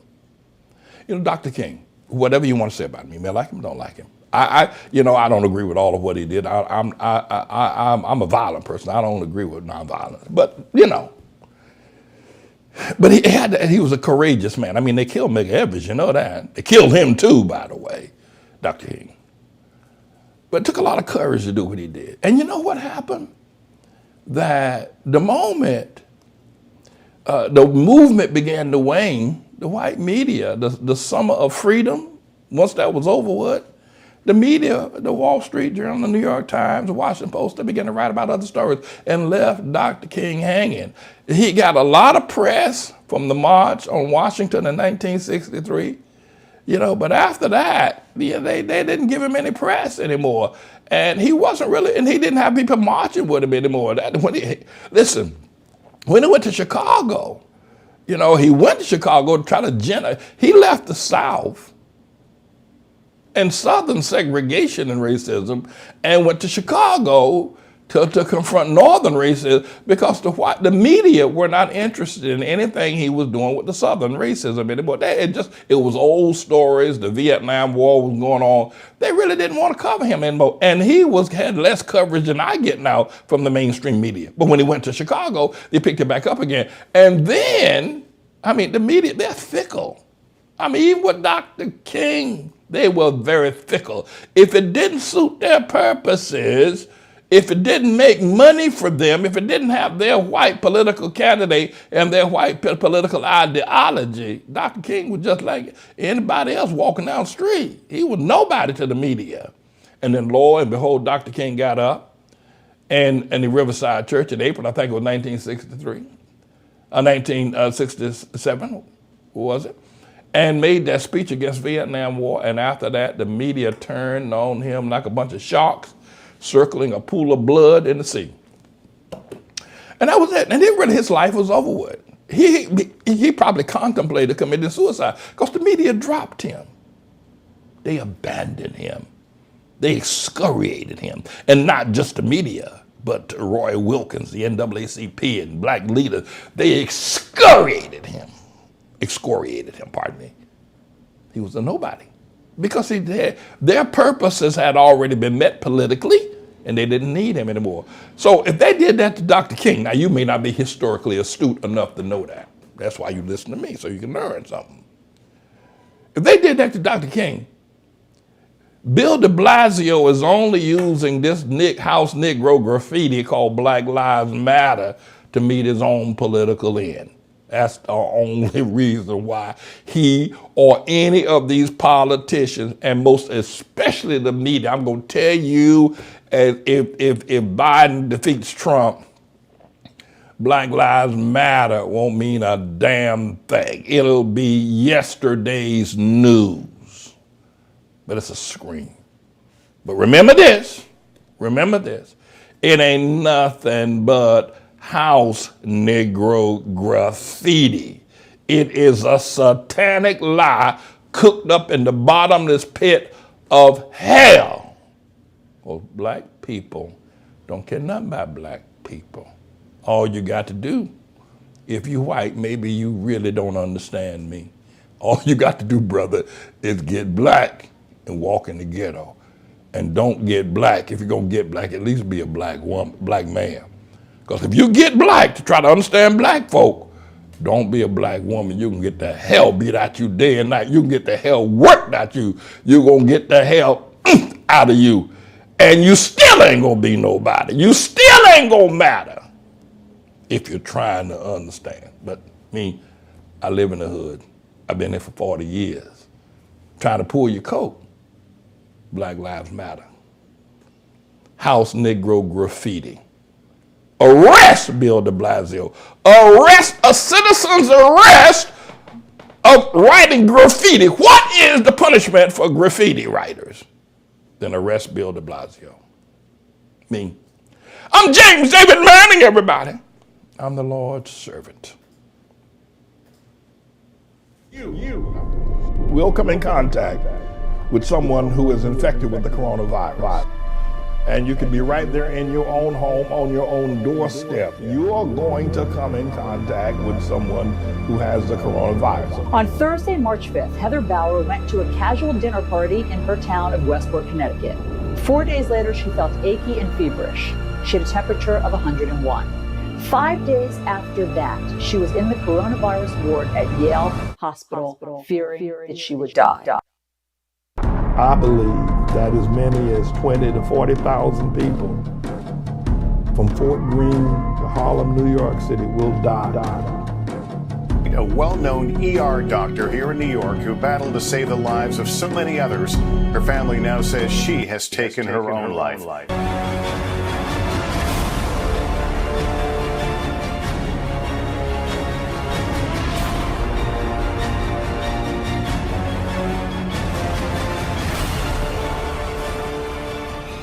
What we see happening is simply the hand of God in the dismantling of an unjust society.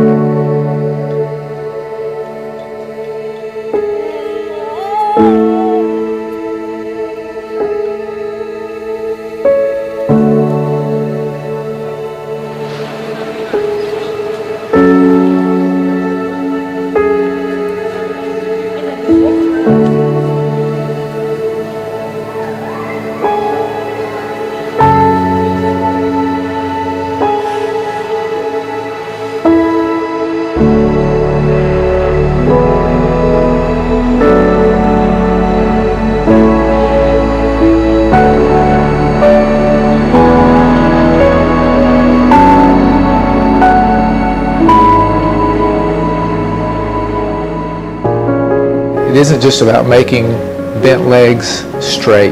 It's about enabling these children to re-enter society. Someday they can marry, they can get a job, they can work. It really truly gives them their life back.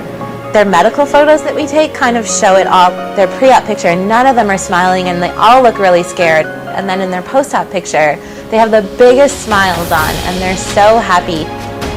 I mean, it's only 2 pictures, but you can see that a journey has happened. They never even dared to dream before, and now suddenly it's reality that they can dream and that these dreams could actually come true.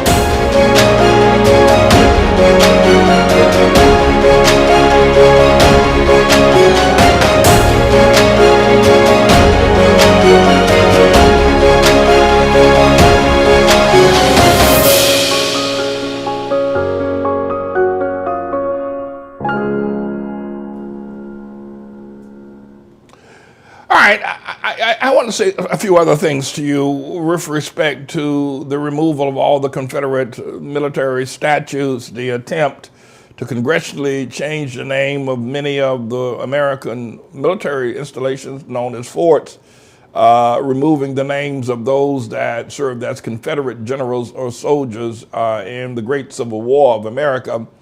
And this entire movement that is now been gaslighting to remove all symbols of the Confederate nation, its Confederate flag, its Confederate ideologies. I want to say a word to you that this is simply an attempt removing legitimate American history and replacing it with race war patronizing.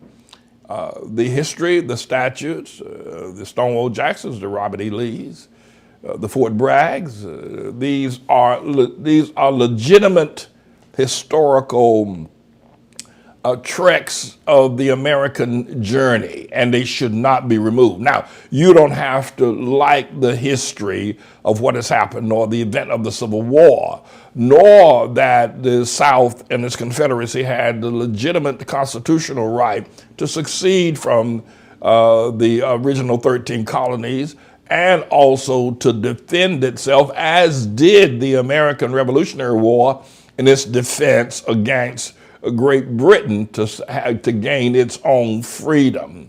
The Confederate War was a war fought for states' rights. Slavery may have been the primary cause for the engendering of their raising states' rights and their right to succeed and defend themselves. Slavery may have been that, but slavery is a separate argument. The argument is that it was legitimate, and this is legitimate history. And to simply attempt to remove it now and all of its statues and icons is an attempt to use a race war at present to patronize a group of people who for the past 150 years have not been able to raise themselves up. I'm going to do a further teaching a little bit later on. And I know that you've probably got some ill thoughts about me, but that's cool. We'll deal with that. And every time you have an adverse thought about me, that I'm not black enough, that I'm not with the black man, and I don't understand slavery, and I don't understand one thing after the other. Let me tell you something. I was raised up Jim Crow. I graduated from a segregated high school, never sat beside a white boy or white girl in all my education days in North Carolina. I drank from the colored water fountains more time than you can ever count. I picked more cotton. If you can't pick 200 pounds of cotton in one day, then don't tell me nothing about slavery and sharecropping and hard labor. I picked at 15 years old, I could pick 200 pounds of cotton and put it on a sheet and weigh it up at weigh up time and get paid $6 for those 200 pounds. Don't you talk to me about being a black man. Don't you talk to me about nothing. Don't you say nothing to me about the South, about segregation, about Confederacy. I was raised up in it. Don't you talk to me about that. You know nothing. And I've lived in Harlem. I'm not like these Teddy Bear Lane Negroes on television, on these news programs, professors at these Harvards or Princetons or these Columbia universities, they living white and talking black. They live on Teddy Bear Lane. They live in the white neighborhoods and try to tell you what's going on in the black neighborhoods. What a damn scream that is. I'm nobody's Teddy Bear Lane house Negro. I live in Harlem, been here for 40 years. I live among the people, so I know what I'm talking about. But let me say this to you. Let me tell you that what you see happening now with the removal of the history of America is wrong. It's American history, whether you like it or not. There are a lot of things in the Bible, in biblical history, that most people don't agree with. But nobody said, let's just take it out of the Bible because it's wrong. There are events in the Bible of David and Uriah and Bathsheba. It's not pretty, but it's history. There are events in the Bible about my father Ham kept the Jews, the Shemites, in slavery for 400 years, beat them, afflicted them, used them, possibly raped them. It's in the Bible. It ain't pretty, but we ain't gonna take it out the Bible. It belongs in the Bible. It helps us guide ourselves. And somebody said, I don't know who it was, but if we don't remember our history, we're given to repeat it. And what better way to remember our history than to keep the statues of those of Stonewall Jackson, of Robert E. Lee, to keep the statues, to keep the icon, and by all means, keep the Confederate flag. It will remind us of our history. It will remind us of how far we have come. And you know what, when I growing up in the South and having lived now in the Up South in Harlem, New York City, when I see a statue of Robert E. Lee, I don't see somebody looking down on me. I see something that I stand above. I don't care how high the statue is. You don't have to take them down for me. I'm already looking down because I'm free from that. Robert E. Lee, Stonewall Jackson, the Confederate flag got no power on me. It ain't got no thing on me. I'm a free man. I don't need to remove the statue to have a sense of freedom. I don't need to burn somebody's flag to make sure that I'm not under somebody's cloak again. No, I'm a free man. I want to hit you again with John 8:32. You shall know the truth, and the truth shall make you free. This is a scream before God to unearth our history the way it's being unearthed now by these race war patronizers who are trying to gain the support of the Negroes. By saying we are with you. Let's tear down the history of those whose ancestry fought, bled, and died. And we're just going to erase that as if it is nothing. You know, the thing I find very interesting, however, is that on my jacket here, I have an image that I've been wearing for the last 5 years. I have proposed to the Negroes here in Harlem, why tear down the statues of the Confederates? Let's put up a statue to the Middle Passage. Let's put up an arch going up some 40 to 70 feet up into the air on 7th Avenue, 125th Street here in Harlem. Let's build an arch that is a reminder of the Middle Passage. Let's put this arch 70 feet high and 40 feet wide and have it as a memorial for the blacks or Africans that suffered during the Middle Passage and the Slave Passage. Let's build something for our history. Let's build something. Why tear down somebody else's when we can build our own?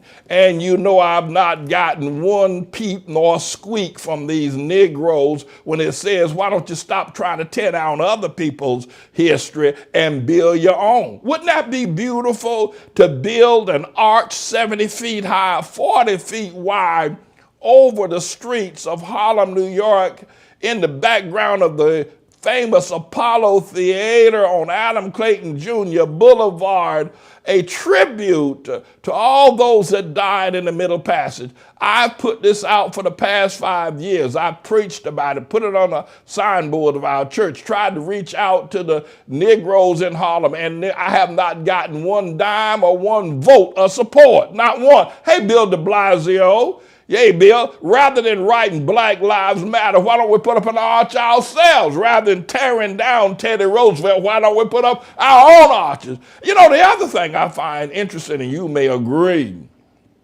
is that black folk are really good at tearing down stuff. They can tear down hell itself, but they haven't built any damn thing. What have they built? They gave away Harlem. They have no cities. They tore down their churches. What have they built? You show me what they have built. And they're running around here trying to tear down what someone else has built. Why don't we build an arch on 125th Street in honor of the Africans that died in the Middle Passage 70 by 40? Why don't we do that? Why? Why? You know why? Negroes aren't interested in that. I'm going to tell you, they ain't going to be interested in that. They don't want to hear nothing about building, but not come tearing down somebody else's white folks stuff. But this would be a great memorial. You can have your Stonewall Jackson, you can have your Robert E. Lee, you can have your Fort Bragg, you can have that, but we got ours too. We got ours too. Well, got Harlem. They turned that over. Now they done made Harlem white and gay. They had Harlem and then turned it over to be white and gay. It's absolutely incredible that they're talking about these statues are offensive. You know, they have no sense whatsoever of history. Now, let me say one other thing. And you're going to say, Pastor, you're wrong, and on, and you're going to get mad with me. But I'm a brother. No, tell you what. I tell you what. Before you challenge my brotherhood as a black man, if you want to call me that, I'm a Hamite, son of Pharaoh.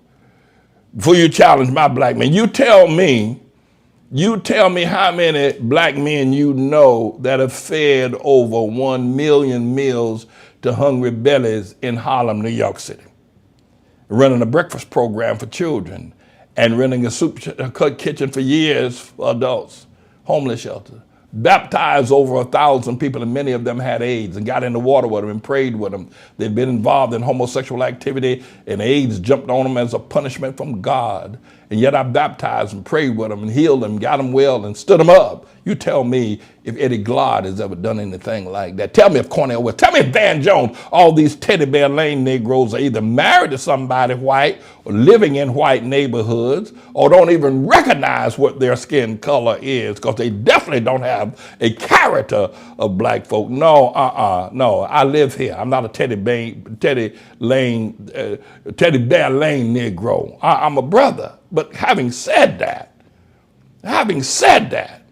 none of these Negroes can hold a candle to my blackness, if you want to call it black. Now, I'm a Hamite, but they can't hold a candle. They can't hold a candle to the work that I've done, the love that I've demonstrated for my brothers, the people I've helped sit on their feet, got them on their feet, got them out of jail. You tell me how many people Cornel West has done, Eddie Glaude, Van Jones, Liz Gunderson, any of these freaks running around here talking about Black Lives Matter. But so listen, they tear down statues. Black people are good at tearing up stuff. And they never built nothing in Africa. They never built nothing.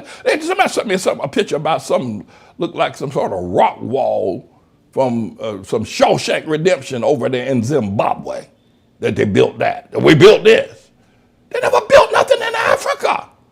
They never built no, you don't see any statues. You don't see a great monument. You don't see any Taj Mahals. You don't see any Eiffel Towers. You don't see any of that in all of the continent of Africa. You don't see it because they're not builders, but they damn sure know how to tear stuff down. And now they're going for tearing down the Confederate statues, the flag and everything. You see how sick this is. So you say to them, well, you know, okay, I'm a little queasy about trying to agree with you, Pastor Manning, because you speak too much truth, and I've been living a life of lies all my life, so I'm uneasy going over to the side of truth. But I will say this, you're right. Why don't they just build that arch as a memorial of the Middle Passage? And don't give me some business about that little 3-foot arch, a statue they got up there in Riverside Park, a Middle Passage. That thing ain't, I mean, if I spit, I would knock it down. It's so small. Why don't they, you're right, Pastor Manning, Maybe I think some of the statues of the Confederacy should come down in the flag, but why don't black people just build something for the damn selves? Why don't they build something like what you're suggesting? You say you've been suggesting this for the last 5 years. Why isn't this on the major media? Why aren't they talking about this? Why aren't the Washington Post and the New York Times and CNN, why aren't they promoting that they really care about black people? That black people's lives that died in the Middle Passage really matter. Let's put up a monument. Let's put up a statue to them. Why aren't we hearing about this? The reason why you don't hear about it, because both black and white folks don't give a damn. Black lives don't matter. Black statues don't matter. They don't care. And what's worse, I mean, it's one thing just be, like I got other things to do. They are incomparable. I've lived with the black man. I've been in prison with him. I've slept in the cells with him. I've sat and talked with him. I've marched with him. The black man's got a problem. He doesn't understand. He doesn't understand that he doesn't understand. He doesn't understand. He doesn't know. Why don't you build a statue? He got Harlem. There's not one. Well, you got some little statue of Adam Powell and one of Harriet Tubman. But why don't you build something rather than specializing and tearing down stuff? He doesn't understand that. God gave him Harlem, and he turned it over to the white man.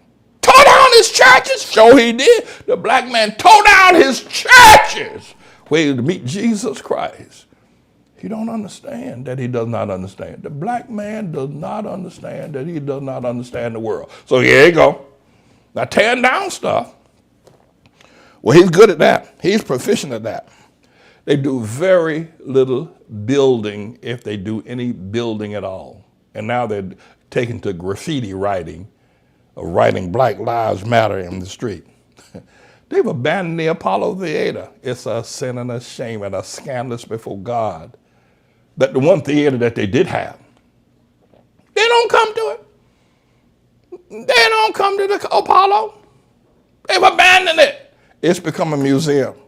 Sold the Lenox Lounge where Billie Holiday did her best singing. It's gone, wiped completely out of history. Turn Harlem white.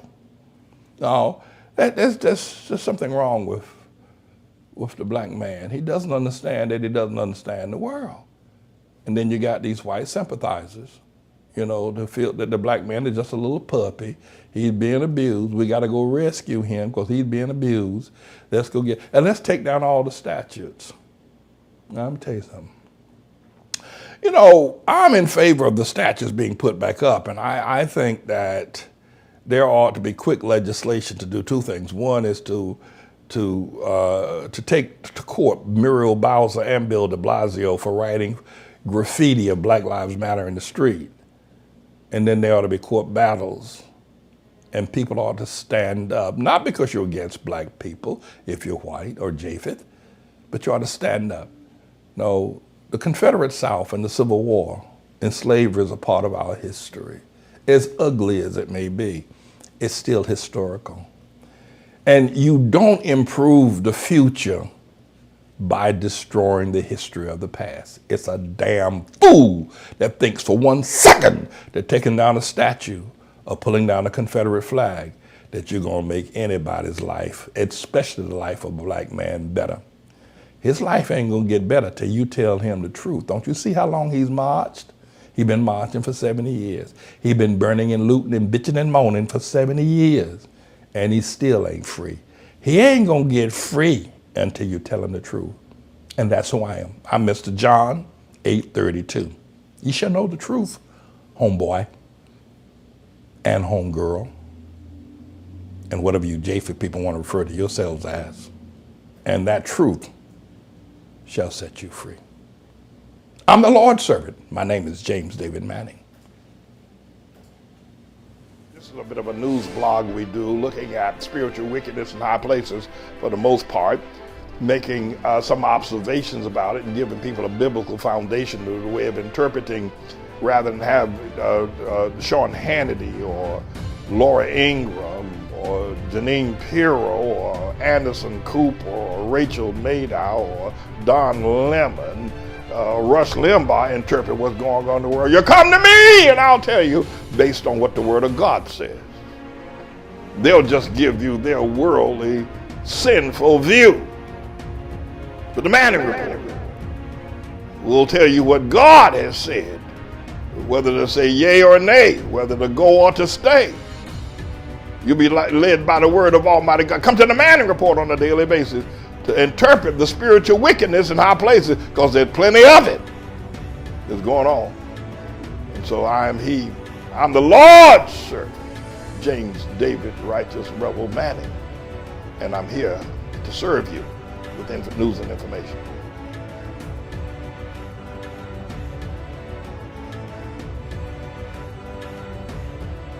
This is a bit of a... There's mourning in America. Today, more than 60,000 Americans have died from a deadly virus Donald Trump ignored. With the economy in shambles, more than 26 million Americans are out of work, the worst economy in decades. Trump bailed out Wall Street, but not Main Street. This afternoon, millions of Americans will apply for unemployment, and with their savings run out, many are giving up hope. Millions worry that a loved one won't survive COVID-19. There's mourning in America, and under the leadership of Donald Trump, our country is weaker and sicker and poorer.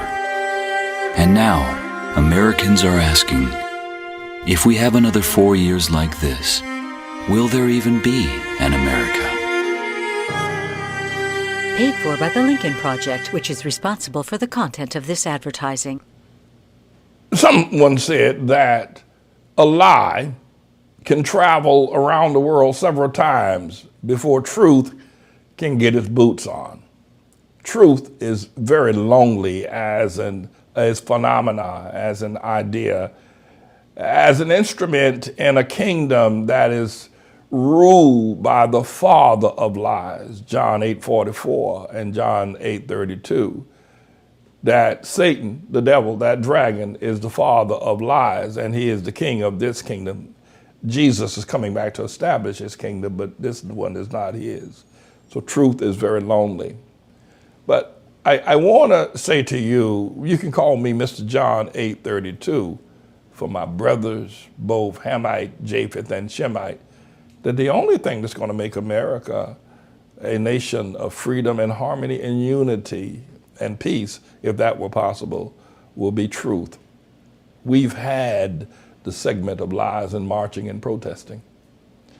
And so I want to say that to you because I want to make an appeal to you. I want to ask you to help me to stop the sellout of the community formerly known as Harlem that is turning white and gay. It is almost like going to Chinatown, a little Italy, and turning Chinatown white and gay, a little Italy white and gay. It is an assault upon the urban planning and the idea of people living together in a homogeneous way for a group of white people to just come into a black neighborhood and turn it white and gay. You know, I'm here on the island of Manhattan, and so is Harlem. It's a beautiful island.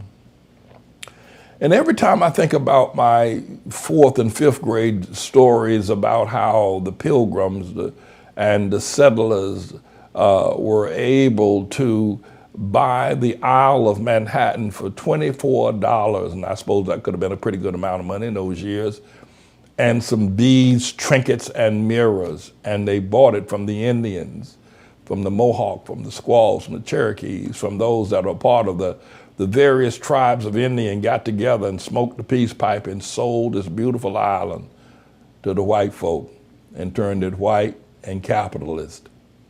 And now that same old spirit from the ancestors of the Pilgrims and the settlers of America has moved to Harlem, except now they've become gay, homosexual, LGBT, they've become lesbians, they've become bisexuals, they've become trannies, they've become gay, and they have become queers. and they put together $24, the equivalent, and some beads, and they bought Harlem from the black man who had a king. He had a flagship nation in Harlem, and they bought it. And they're in the process now, after having bought it, turning it white and gay. And I'm asking you to help me save the monument that meant so much to people like Dr. John Latson and Dr. Earl B. Moore, and Pastor Stanley, Dr. Wall, and so many of the black pastors and preachers, and there are too many to name, to help me save the integrity, because they're tearing down the Renaissance Ballroom. They've torn it down. They've torn down the Lenox Lounge.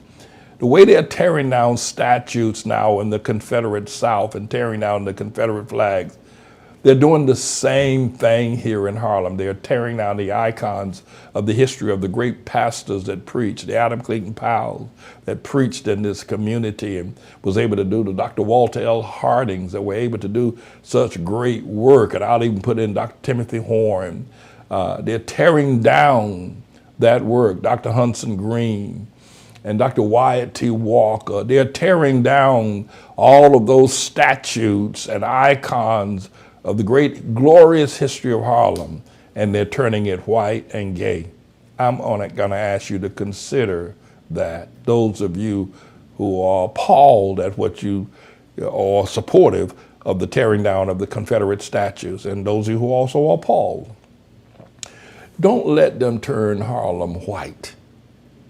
It was all that black people had. It's all that they had.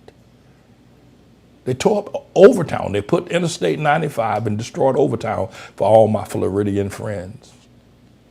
Don't let them turn. Help me. I'm standing as the Iwo Jima flag bearer of the black man in Harlem and the red blood of Jesus Christ. I'm standing in the Iwo Jima stand, and maybe the last man standing, but don't let them run me out of Harlem. Don't let them be victorious. Pray for me, support me. If you don't understand the truth that I speak, it isn't because it isn't truth, it just may be above your pay grade to understand being as close to God's heart and loving the black man enough to get down in the baptismal pools when he told you that he's festering with AIDS.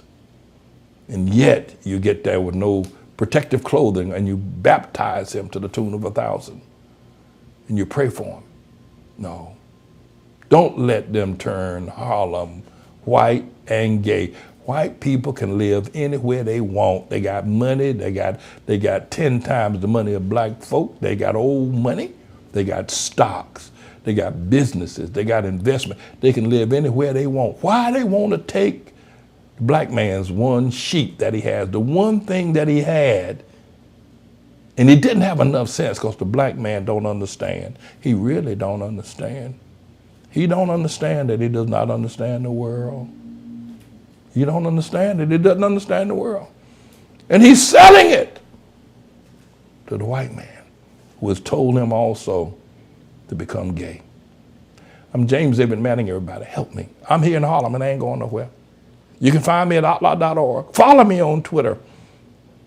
Follow me on Instagram, Facebook. Subscribe to me on YouTube. It's all there so you can keep abreast of all the moving parts of what's going to happen as we become victorious. Stand with me. They're coming.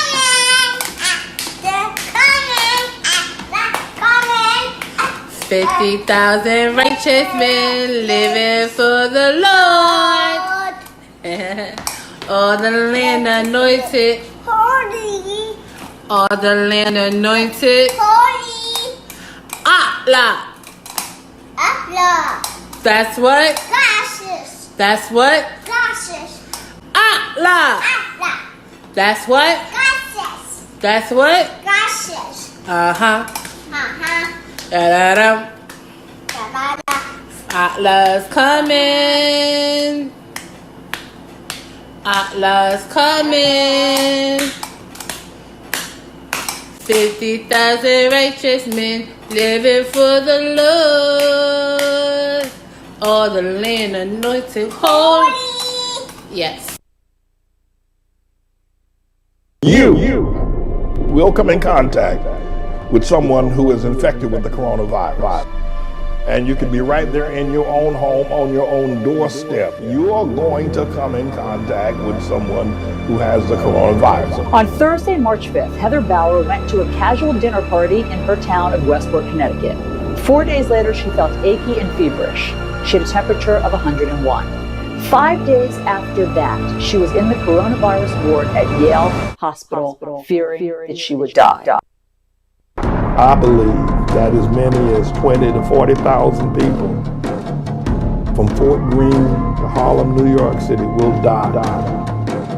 A well-known ER doctor here in New York who battled to save the lives of so many others. Her family now says she has taken her own life.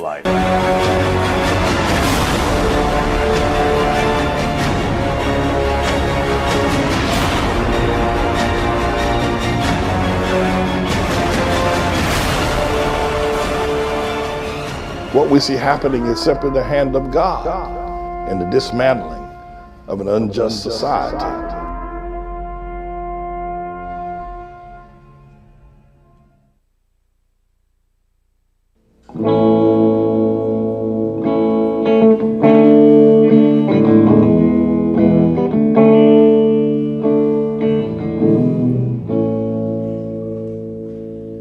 The steps of a good man are ordered by the Lord, and he delighteth in his way. Though he fall, he shall not be cast down, for the Lord upholds him with his hand. I shall never beg bread, I shall never be defeated, for the Lord is my refuge and my strength. I shall never beg bread, I shall never be defeated, for the Lord is my shelter and my shield. For the Lord is my refuge and my strength. I have been young and now am old, yet have I never ever seen the righteous forsaken, nor in seed begging bread. He is merciful, yeah, and he is blessed. I shall never beg bread, and I'll never be defeated, for the Lord is our refuge and our shield. We shall never beg bread, we shall never be defeated, for the Lord is our shelter and our shield. For the Lord is our refuge and our strength.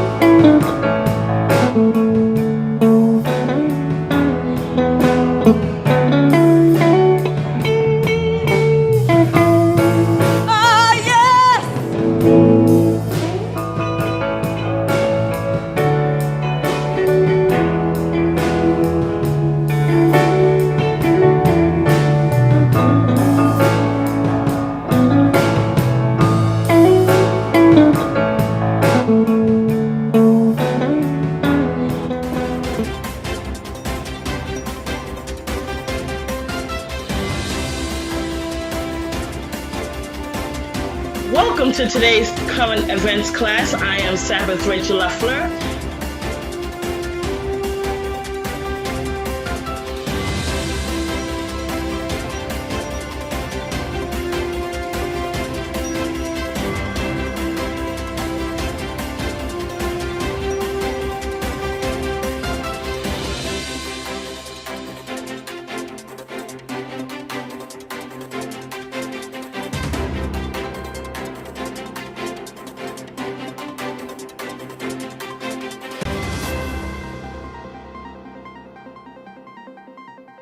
Welcome everyone to this week's edition of the Current Events class. As you can see here, I have many of our students here. My name is Sabbath Rachel Lafleur, and we are going to do a recap of the school year with some of our students from the various grades, from Great Tomorrow's Elementary, Great Tomorrow's Middle School, and also ATLAH High School. Now, this is not our entire student body. These are just a few of the students from our schools, but again, I wanted to do a school end of the year recap with the students that we have before you today. So let me quickly introduce the students to you as they are seated here. I have Truth Lafleur, who is a 7th grader in our school. I have Glory and Zipporah Lafleur. Glory is a 5th grader who just graduated, by the way, and her sister Zipporah is a 6th grader in our school. I'm sorry, a 7th grader in our school. I have Genesis Lewis, who is a 7th grader in our school.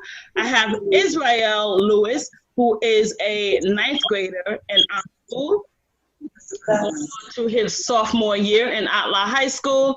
I have Anna Lafleur, who is a 5th grader who just graduated as well.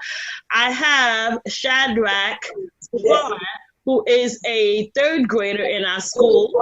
I have Layla and Yegu, who is a junior in ATLAH High School, getting ready to go into her senior year. I have Twain McIntosh, who is a 7th grader in our school. Amir Cabre, who is a 6th grader in our school.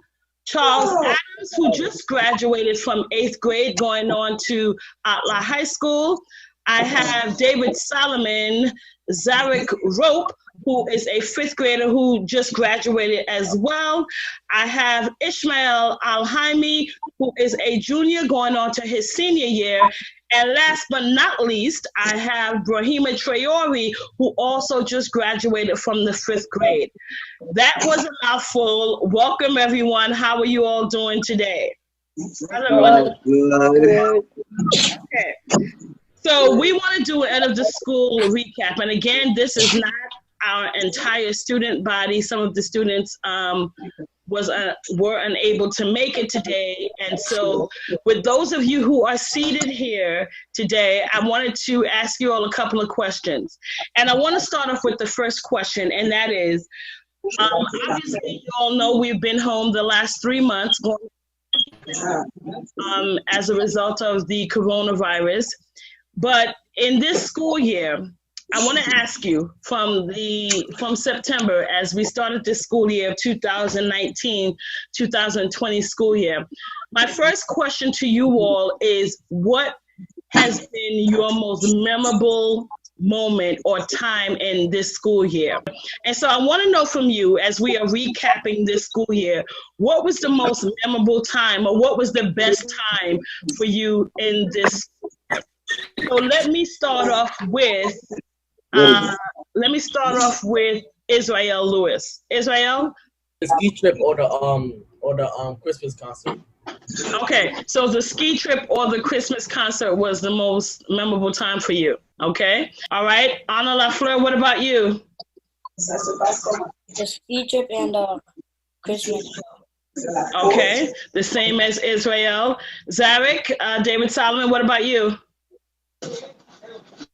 For me, it was a ski trip. It was a ski trip.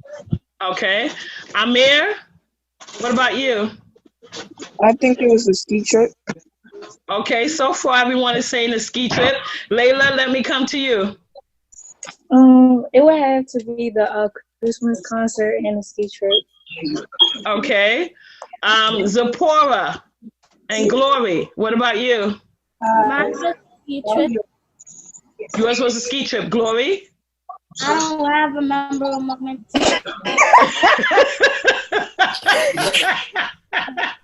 Are you telling me that there's not one moment during the school year that you really enjoyed, Glory? I find that very hard to believe. All right, let me move on to Truth. Well, it was Canada and the ski trip. Okay, Niagara Falls, okay, and a ski trip. Genesis, what about you? When we went to Canada and Okay. Twain, did I get to you yet? No. What was your most memorable time? Christmas concert. The Christmas concert, okay. Charles, what about you? The ski trip and the Christmas concert. Okay. And Brahima? Ski trip and the Christmas concert. All right. Ishmael, did I get to you? No, you didn't. Okay. I was just sitting here waiting. I mean, yeah, most likely it would have to be the ski trip, because I never went skiing. But I also just do kind of miss, like, everything, in a sense, you could say. Like, the whole school year, I kind of miss it, because I was able to always hang out with my friends, so.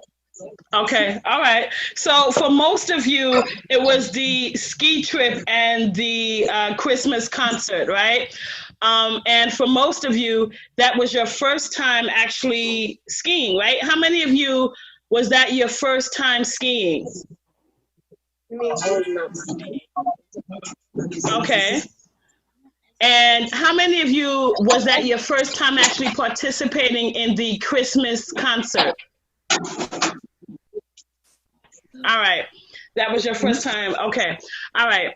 And so let me ask you this question. And remember, when you want to talk, just unmute yourselves when you want to speak so that all of you can be heard, okay?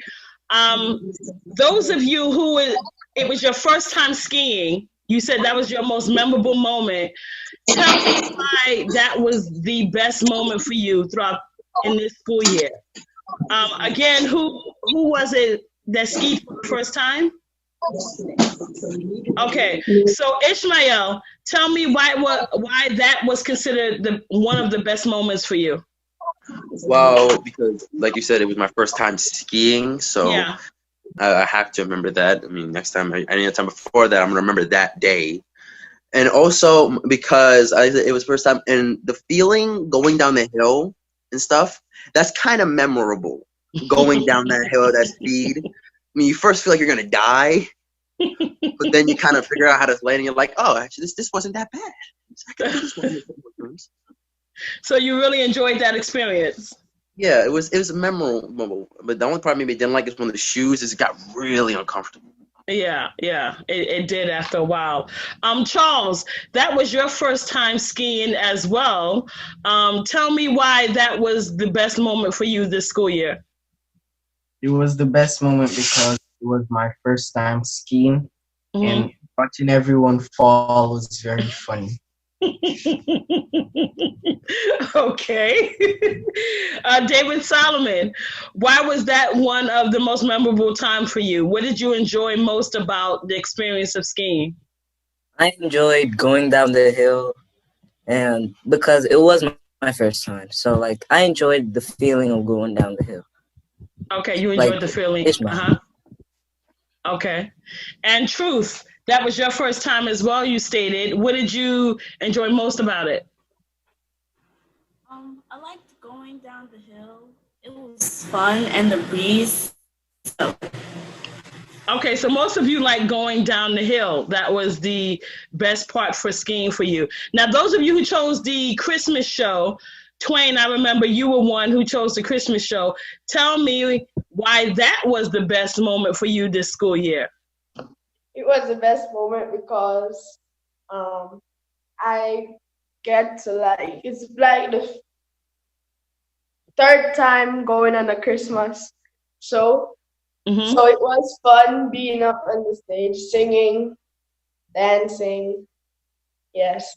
Okay, so you enjoy singing and dancing, is that it? Yes, ma'am. Okay. This past weekend, we had the graduation ceremony for those of you who are graduates. And the video that I put together, I was looking through many of the video clips and the pictures that I had, and I realized that we did a lot this school year. Not just the ski trip, not just the Christmas show, but remember, we went to see the Radio City Music Hall show. That was another experience that we had. And you brought up the Niagara Falls, Canada trip. That was another experience that we had. Remember, we did apple picking. Not all of you, but the elementary school went on that trip. That was another experience. And watching the medieval event and all of the various things we did this school year. We did a lot this school year. We certainly did a lot this school year. Now, let me turn a corner and ask you all this. because we've been home for almost 4 months now.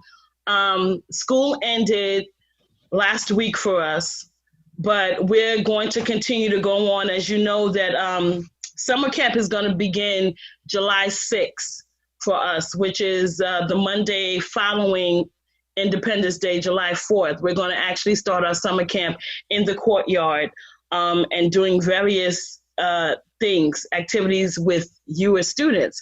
So let me ask you all this question, being home now, almost 4 months now.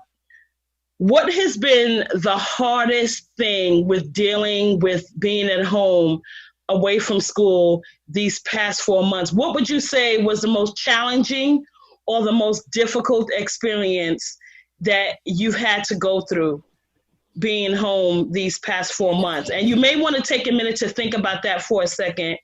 What would you consider, again, to be the most challenging part of not being in school and being home? Shadrach, what would you say? Well, I would say like missing my friends and my cousins and doing my work downstairs in my classroom. Okay, so that was been the most difficult for you, right? Yes. Not being able to be around your friends. Genesis, what about you? It could be getting my work in because sometimes you just don't feel like doing it or turning it in on time. But I had to like do it or it would have been a consequence. So that was the hardest part. Okay, so for you, Genesis, you're saying the hardest for you was actually getting your work done and getting it turned in on time. Has anybody else had that experience that Genesis just mentioned? Did anyone else have that experience? Zipporah, I see your hand raised. Okay, Shadrach, Layla, I see your hand raised. Okay, Amir, what about you? What's been the most challenging time for you? My hardest part was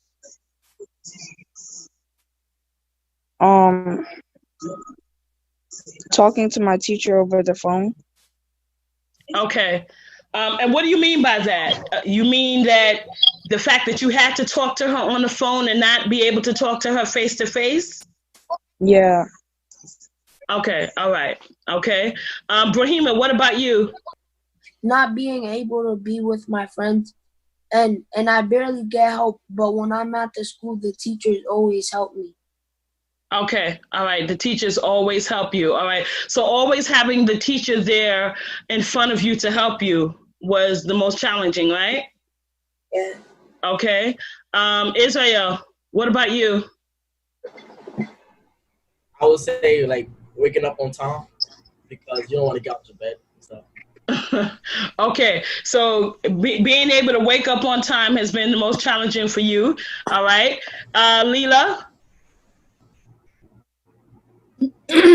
I would have to say, like Genesis said, like turning in the work on time. Like, I mean, I do my work, but like sometimes, like there was times where like I had to prioritize. Okay, do I want to watch this, or like should I do my work? And it was like between those two things, and like actually trying to get the work in on time, like because you know you're home, so you just want to relax, you know. But there is a time for like everything, work, school, and everything. So I had to try to prioritize that and try to get that done. Okay, Anna, what would you say would be the most challenging for you being home these past few months? The most challenging for me was not being able to be with my friends and everything, and also it was kind of distracting at home because instead of doing my work, I see all the fun things my siblings are doing, and I want to do it instead of doing my work. Okay, Truth, what about you? For me, it was not being able to go outside because I miss being outside all the time. Okay, so that was the most challenging for you, all right. And Charles, what would you say was the most challenging for you these past few months? As Israel said, waking up on time because all I want to do is just stay in bed. Okay, you want to stay in bed. Twain, what about you? I agree what Amir said about talking to your teacher on your phone without talking to them face to face. Okay. All right. So you would rather speak to your teacher face to face as well. Let me ask you all this question in light of what Layla has stated, because she stated that trying to keep herself, and Anna mentioned this as well, trying to keep yourself focused and not be distracted was one of the things that was challenging for you because you were home.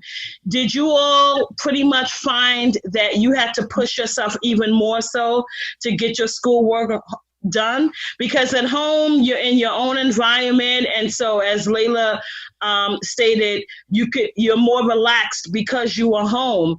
Did you find it difficult, or did you find that you had to push yourself even more to get your work done as opposed to if you were actually in school? Ishmael? Well, that's like a half-half for me, because on one half, yeah, sometimes I felt like wanting to do my work, but then I'd rather just play on my games or just like binge on Netflix. But on other times, I would maybe just wake up, I'm like, you know what, I'm just gonna do some work today, because it'd be like my mindset. I'm like, you know what, I'm gonna do some work. I don't know. It's half-half me. Sometimes, yes, I feel like I would have to push myself, but other times I feel like I wouldn't have. Okay. And Amir, what about you? Did you have to push yourself more to get your work completed? Yeah, I agree with Ishmael because sometimes I wake up and I want to play on the game. Okay. But do you even though you want to play on the game, do you push yourself, instead of playing on the game, do you push yourself with those moments to do your schoolwork, or do you give in to those moments and just play your game? I push myself. To get your schoolwork done? Okay, all right. Now let me ask you all this question. Obviously the most difficult for many of you, waking up, getting up out of bed, getting your schoolwork done, staying focused, not being distracted, getting your work in on time. That's what I've heard from most of you. So let me do the reverse of that. And what we're going to do is I'm going to take a quick break, and I'm going to ask you all this question. And you can think about this question while we take our break. The question is, I'm going to ask you now, what is the most enjoyable time that you have experienced since you have been home during these past few months? And I'll give you one example. I saw a commercial that was talking about the coronavirus. And one of the things this young boy stated, he was a teenager, he said, I've actually been having dinner with my family every night now. And so for him, that was one of the most enjoyable moments of having been home for these past few months, because prior to that, he wasn't able to have dinner with his family the way that he does now since he's been home quarantined. So I want y'all to think about that as we take the break, and then when we come back from the break, I'm going to ask you all that question. What would you consider to be the most enjoyable time that you have experienced during this time of quarantine? Let's take a break, and then when we come back from the break, you all can get ready to answer that question. We'll be back, everyone. Stay tuned.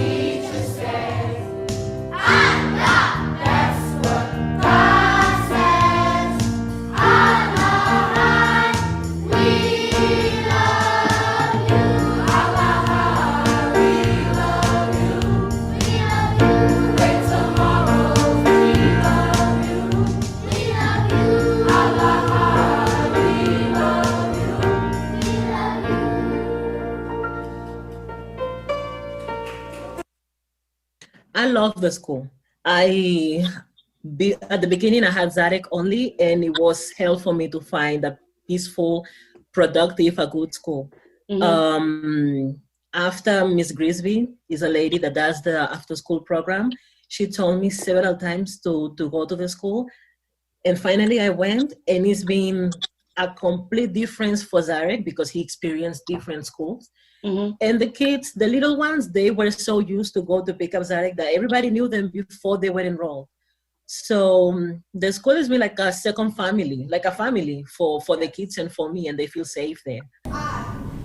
And my child of the King. I pledge to not be racist against any ethnicity. It doesn't matter what color you are. All that matters is that we are one nation and one for all. We stand for righteousness. When the world comes together as one, we will be the masterpiece that represents the glory of God. Let us all stand together until we die with righteousness and not wickedness. Amen. I am a child of the King, his servant at all times. I am strong. I am blessed. I am special because of the Lord.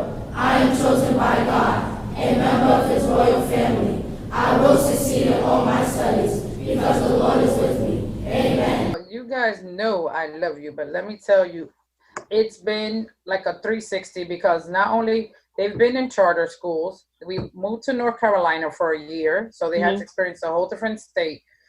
And when I came back, I put them back into the same charter school they were in just because it was easy and they had their information. But I was looking for a summer camp for them, and I found out through a parent that you guys had summer camp. So I've passed by a million times, but I had no idea you guys had the summer camp.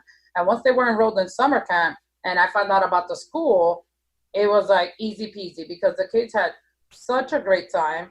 They always spoke so highly of everyone there, and they can't stop talking about all the good food that I could never have time to eat, but they're always talking about how, like, it's just like they felt it was an immediate, like, and immediately I knew that it was the right choice because their reactions, they had never said that about another school, you know. Wow. like other students, they've been in other, you know, charter schools and this, and you try to look at, you know, all the reviews and you try as a parent to make sure that they're happy. Obviously, that's our number one. So once they in summer camp, they were already ecstatic.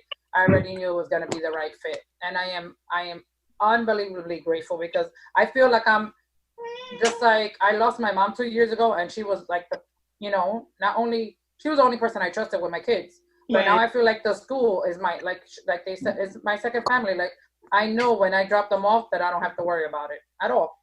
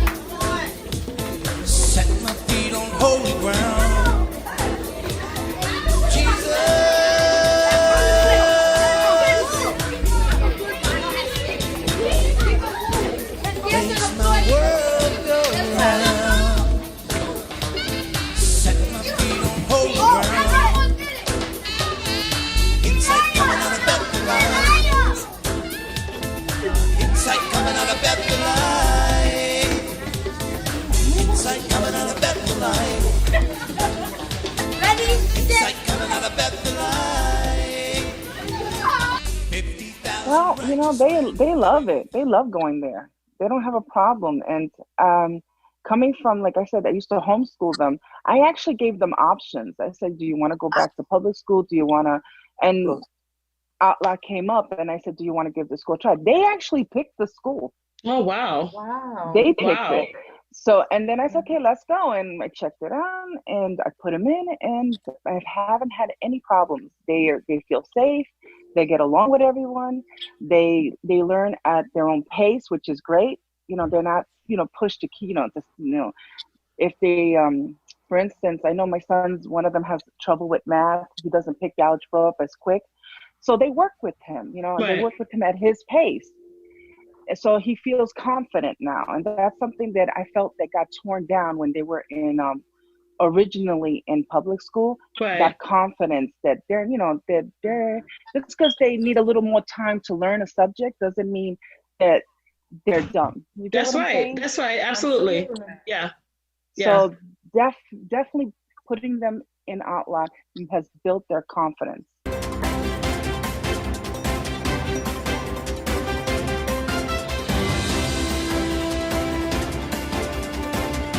Welcome to today's current events class. I am Sabbath Rachel Lafleur.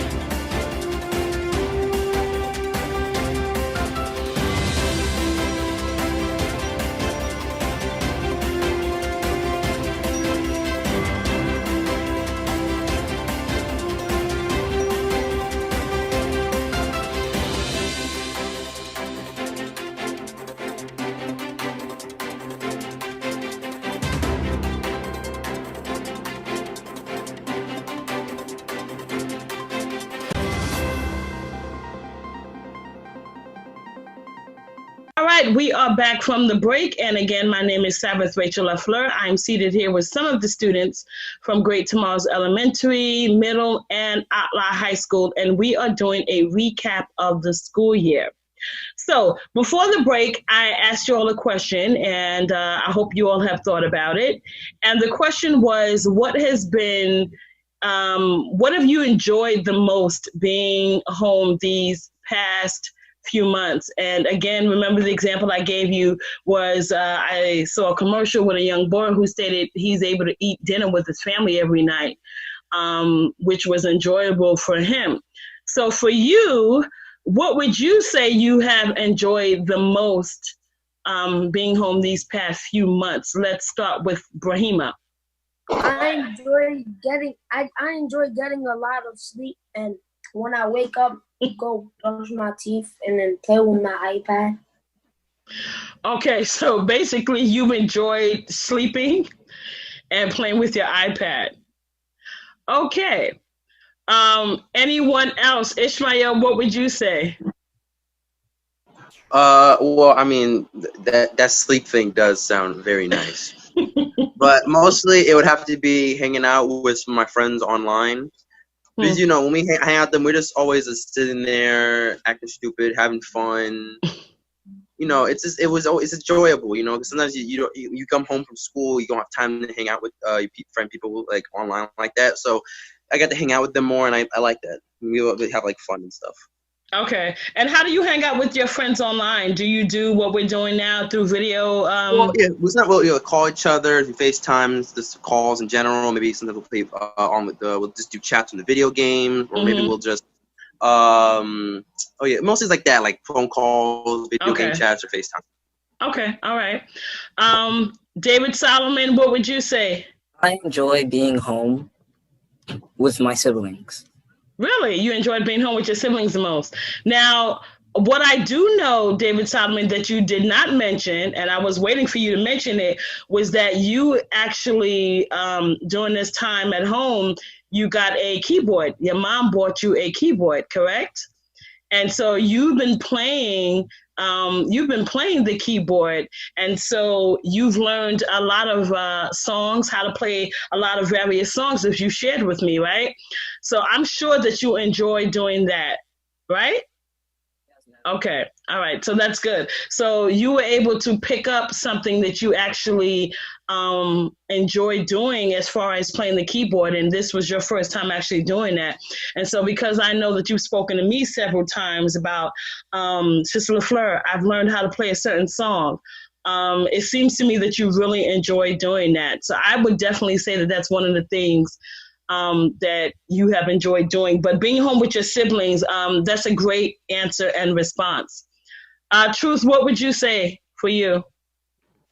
Well, this year for my father's birthday, we spent the whole day together. Like, we played Kahoot, and we had like more family bonding time. I feel like if we were not quarantined on his birthday, then we wouldn't spend as much time with him as we did while we were quarantined. Okay, so you enjoy spending time with your family more during this time, is what you're saying? Okay, Layla, what about you? I would have to say, like,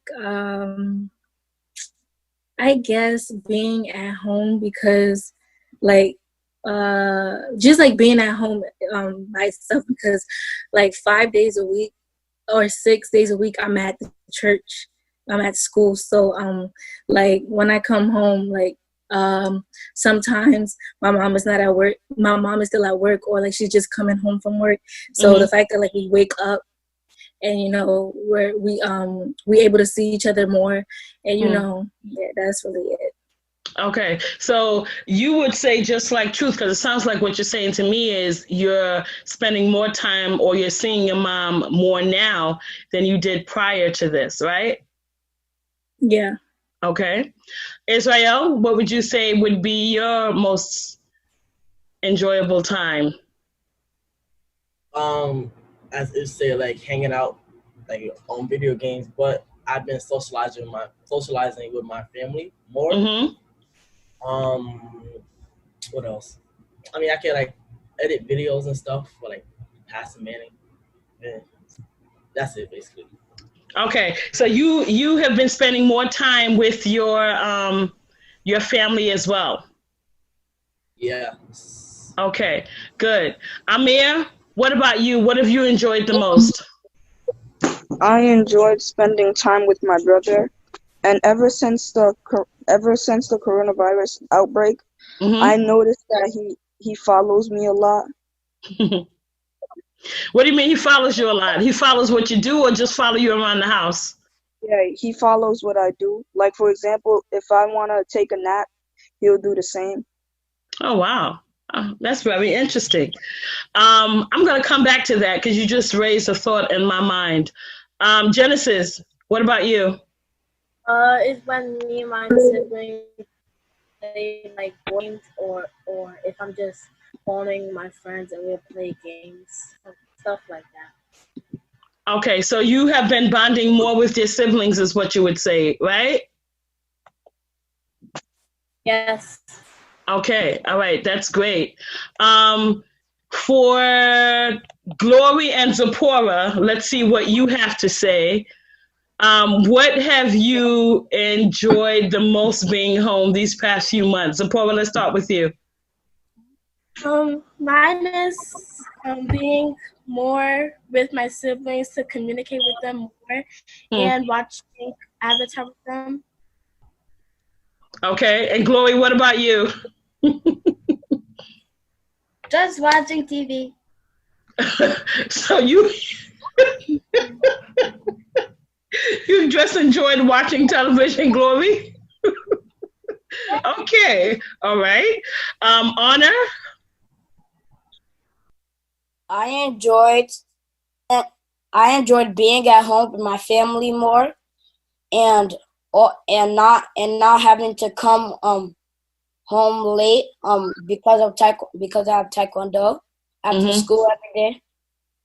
And yeah, that's about it. Okay, so you enjoy being with your family as well. And Shadrach? Well, I enjoy being with my family and doing all the activities with them. And on Sunday, we get to have our own movie night and eat popcorn and stuff like that.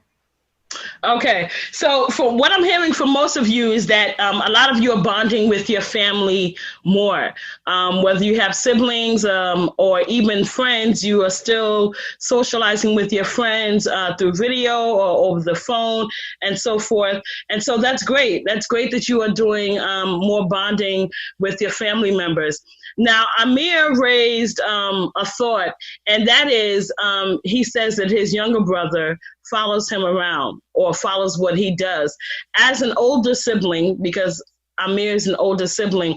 So for those of you who are older siblings, like Zarek, you're an older sibling. Truth, you are an older sibling. Zipporah, you are an older sibling. Do you find that your younger siblings are following you more so, or doing the things that you are doing as an older sibling, or it's the quite opposite? Who else is an older sibling here? Israel, I'm sure Genesis does not follow you around the place, right? No, I stopped her from doing that. Okay, so Genesis, your brother says he actually stops you from doing that. Now, Brahima, you have a younger sibling, Musa, who is about, I think he's 2.5, or 3 years old now. Does he follow you around as well? Yes. He does. Okay. All right. Go ahead. Every time I'm trying to go to buy something or something, he's always trying to come out, but he can't because I closed the door too fast. And then sometimes I'm scared, so it doesn't like close on his fingers. Okay. All right. So let me ask you all this question now. Let's turn the corner. Let me ask you all this question. And the question is, imagine the world as a canvas, right? I want you to think about this question as I'm saying it. Imagine the world as a canvas, and I give you a paintbrush. And I tell you to paint yourself in the world 20 years from now. 20 years from now, right? Again, the world is a canvas, and I give you this paintbrush, and I say, okay, paint yourself in the world 20 years from now. What would you paint? And that's another way of asking, where do you see yourself in the next 20 years? Or let's say 10 to 20 years. As a person, how do you see yourself in the next 10 to 20 years is the question. Who wants to answer that first? You may need a few minutes to think. Oh, okay, Shadrach has his hand up first. All right, Shadrach, let's hear what you have to say. Well, in the next 10 to 20 years, I will actually think I'll be a doctor. Okay, so you paint yourself as a doctor in the world. Do you know exactly what kind of doctor you want to be? No, not yet. Not yet. Okay, you just know. Now, tell me why you paint yourself as a doctor. What about being a doctor do you like? Well, first, I actually like to I actually like to go to the every time when I'm like I have to go to the doctor's, like the nurse's office. Mm-hmm. I actually like going there. Okay. So do you like the fact that they are helping people? Is that what you like about it? That the fact that you can help someone?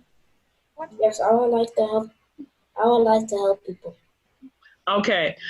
Anyone else? How would you paint yourself on that canvas? Zipporah?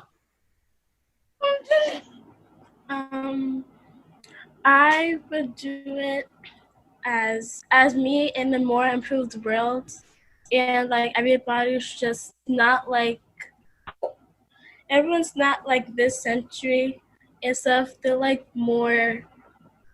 more cleaner and more nicer and stuff. Now, no commotion around the world. Okay, so it sounds like you're painting a 1,000-year reign to me. That's what it sounds like you're painting. That's a great answer. Thank you for that. Honor, I saw your hand. How would you paint yourself? Now, you stated during your valedictorian speech that you're not sure what you want to be when you get older. But if you could think about how you would paint yourself, what would we see? I'm still not really sure, but... Do you have any idea? Maybe a firefighter or engineer, like one of those. Okay, all right. All right, that's not bad at all. Layla, how would you paint yourself? I mean, I don't really know yet. Like, I'm leaning against like two things right now, but it will be something great, but I'm just not like too sure right now. Okay, so you're not sure, but there are two things. What are the two things that you are thinking about? Okay, like, so I was thinking, like, at first, like, for the longest, I was thinking about being a lawyer, but I don't know. After Hallelujah, she went through a lot. You talking about Snow River? Yeah. I don't know, but then I was also thinking about being a nurse because It's a long story to that, but those are Okay. like the two things that I was leaning towards too. Well, let me tell you, Layla, having known you as a student, being a teacher, that Mrs. Nile River was absolutely excellent this past Sabbath, and the words that she spoke to the graduating class and students as a whole. But I will tell you that she is a prime example of a student. She was exactly where you are. Where you are right now, she was exactly where you are. And she was able to achieve the things that she has because of the ministry and because of the school. So I will say to you, to encourage you, that if that is what God has called you to do, you have it within you to do it. Don't think because that there are challenging moments along the way that you can't do it. You can do it.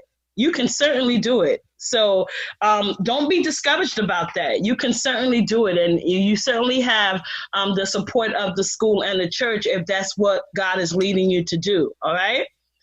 So don't forget that. Okay, thank you. Ishmael, how do you paint yourself in the future? Well, it'd be strange, but I think I would just leave that little place. I would leave it blank in a sense because Really?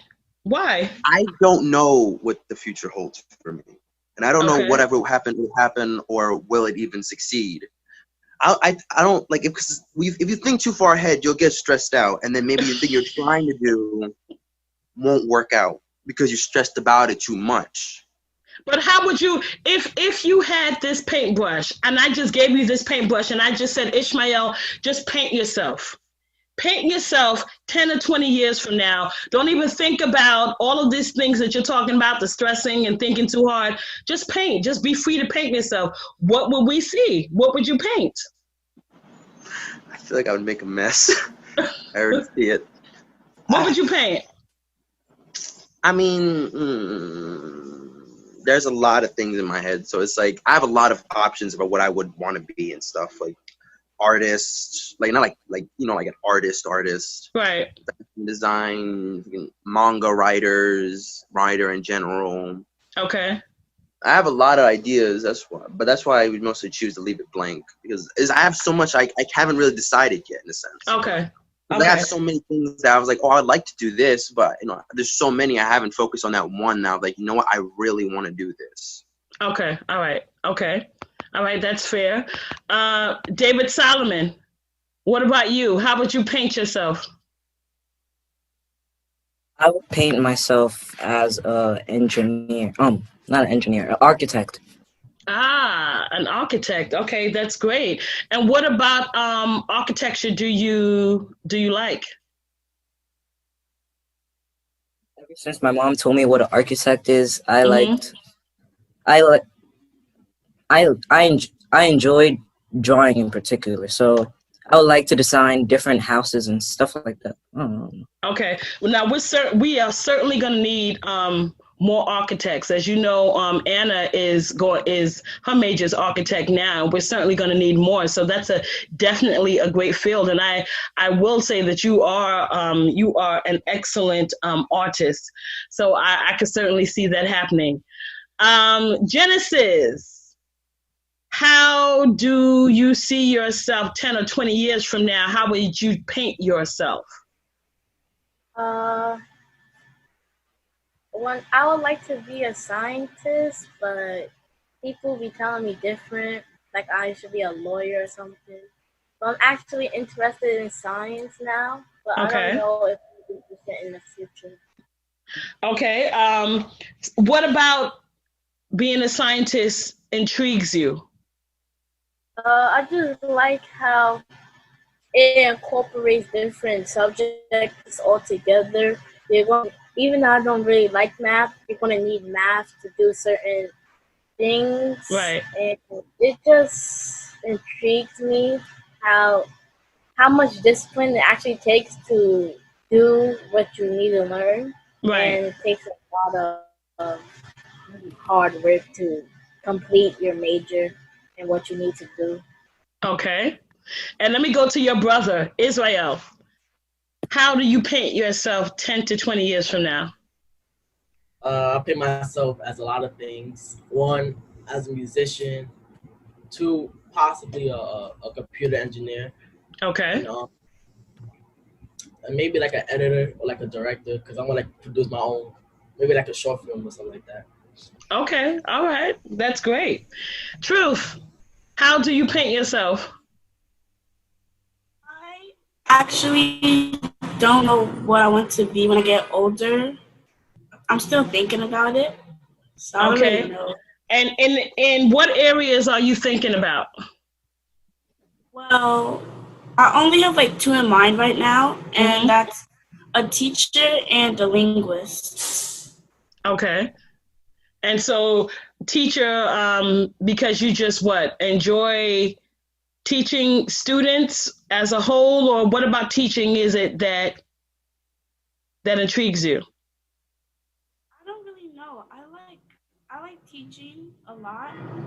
Like, you need the patience for it, and I don't really have a lot of patience, but I will learn to get it. And I don't know. It's just like, I just like teaching.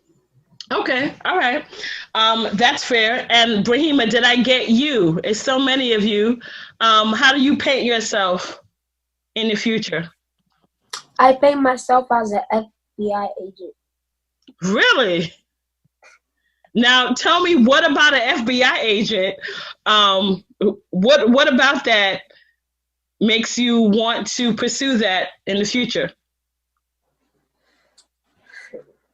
I mean, to help people and everything, like danger, to get danger away from people.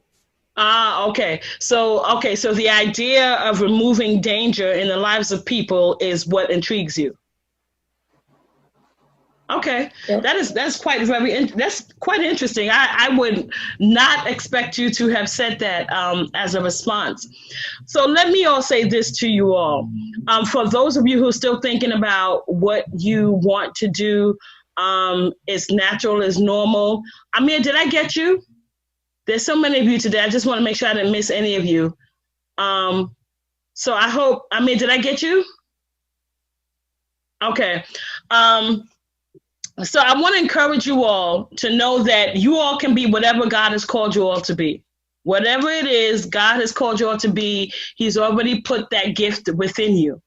You may not know what it is right now, but trust me, it's there.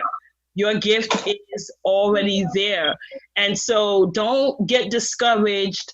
The challenges are going to happen in life. That's a part of life. Challenges are there to teach you. And to help discipline you and train you. So whatever it is God has called you all to do, you all are perfectly capable of doing it. Just stay on the track of whatever it is God has called you to do. Now, Glory, I didn't get a response from you, but do you already know how you would paint yourself in about 10 to 20 years from now? Yeah. Yes. And what would it be? It will be a linguist. It would be a linguist? Yes.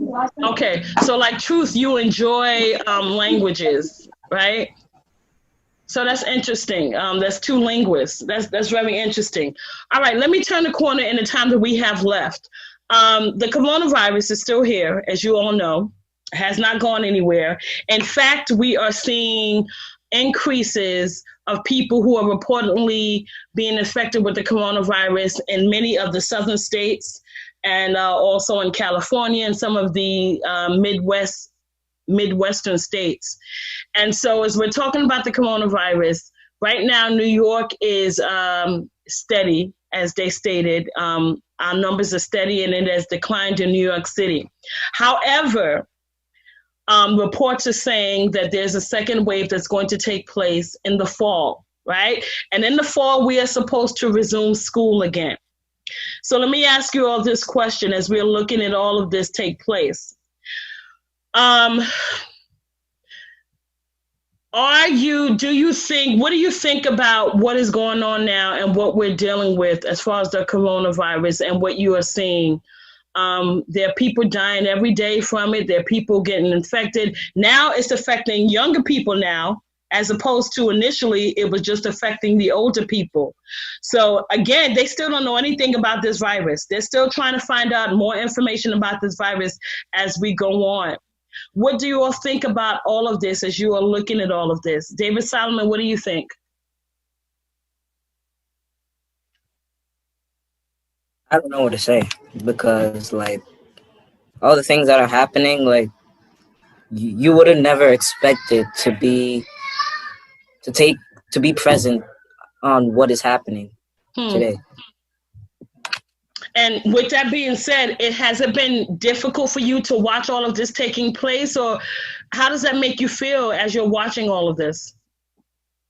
It makes me feel uncomfortable because, like, knowing if you go outside, there's a high possibility that you get the virus. So. Okay, so it's made you feel uncomfortable. Truth, what about you? As we're talking about the coronavirus and it's still here and it's increasing and they're saying a second wave is going to happen in the fall, what have you been thinking about all of this? Well, to me, it doesn't bother me as much. I don't know why. I think it's because, like, I'm here in the church and I know that I will be safe because, like, I have Pastor Manning and everything. So it doesn't really bother me as much. Okay, when you say it doesn't bother you, does that mean that you don't take the extra precautions and wear your mask and put your gloves on in that sense, or? No, I do. I wear mask all the time. Because Pastor Manning tells us to wear it. I'm just saying that I don't think too deep about it. Okay, all right. Amir, and what do you think about seeing all of this, especially the fact that a second wave could take place in the fall, because they really don't know? I think that it's downhill from here. Will get worse. Okay, so you think it's going to get worse. Shadrach, what do you think? Well, as Chu said, it really doesn't bother me as much because I know I'm gonna be protected by God because I know I am a part of the elect. So if any new viruses come, I'm still gonna be protected. Okay. And so, like Truth, as you stating that it doesn't bother you as much, you still have to wear your mask and your gloves when you do go out, right? Yeah. Okay. So, Paul and Glory, what about you? What do you all think about this as we are watching the coronavirus? For me, it doesn't really bother me either. Not like I really don't care about it. I still care, but it just doesn't bother me as much. Okay. And is it for the same reasons as Truth and Shadrach that it doesn't bother you? Yes, but something that does bother me is that I actually have to be more careful outside because of what's happening. Like, for people who's just going outside and saying that Black Lives Matter, and sometimes I'm scared that something might happen. Okay, that's interesting. And Glory, what about you? Yeah, it doesn't bother me either. Okay. Anna, what about you? The same as my cousins and my sister said, it doesn't really bother me. Because I know that as long as we have Jesus and I'm part of the elect, that we'll be saved from everything that's going to happen in tribulation. Okay, Genesis. It doesn't bother me as much. It just feels like this is not real, almost because we were just in school, not knowing what was happening. Then we just jumped into quarantine, online schooling. It just happening all so fast. But sometimes I feel like it's just like a nightmare or something. But even though I know it's real. Yeah, certainly. Leela.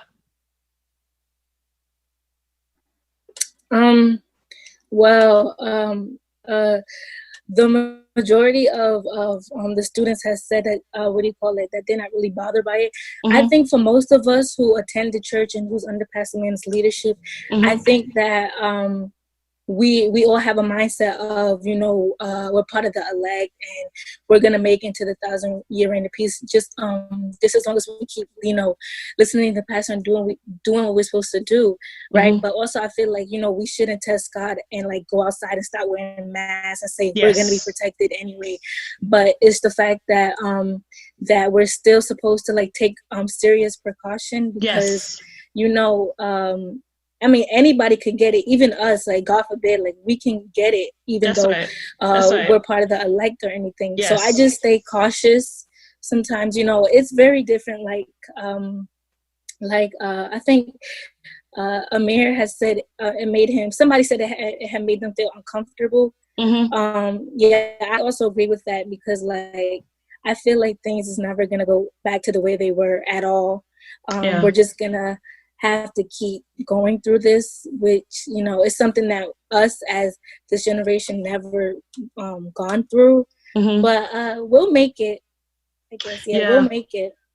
Well, I will certainly, everything you said is spot on, just because we are part of the elect, and I hear all of you, and unfortunately our time is gone, so we have to wrap up now.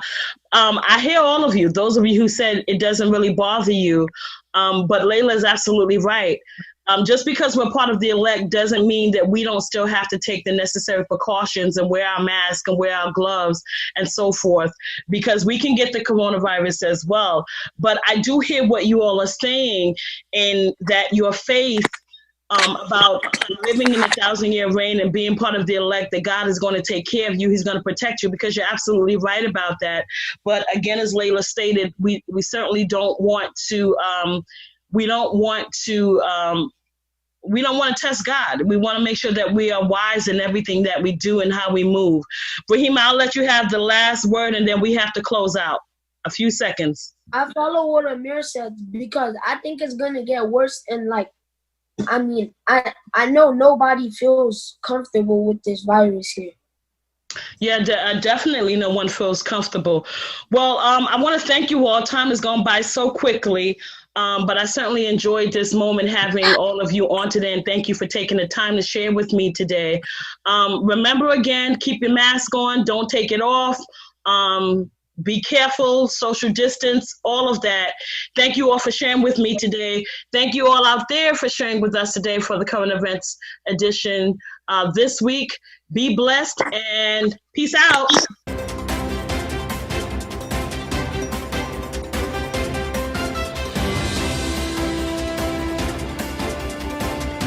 Welcome to today's Current Events class. I am Sabbath Rachel Lafleur.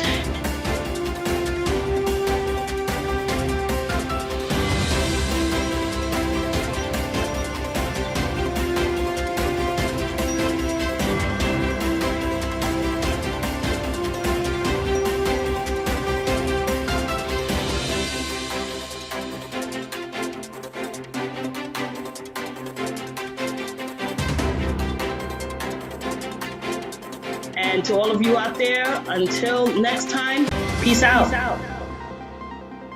Make a junkie say Jesus is Lord. I got a word in my mouth. I got a word.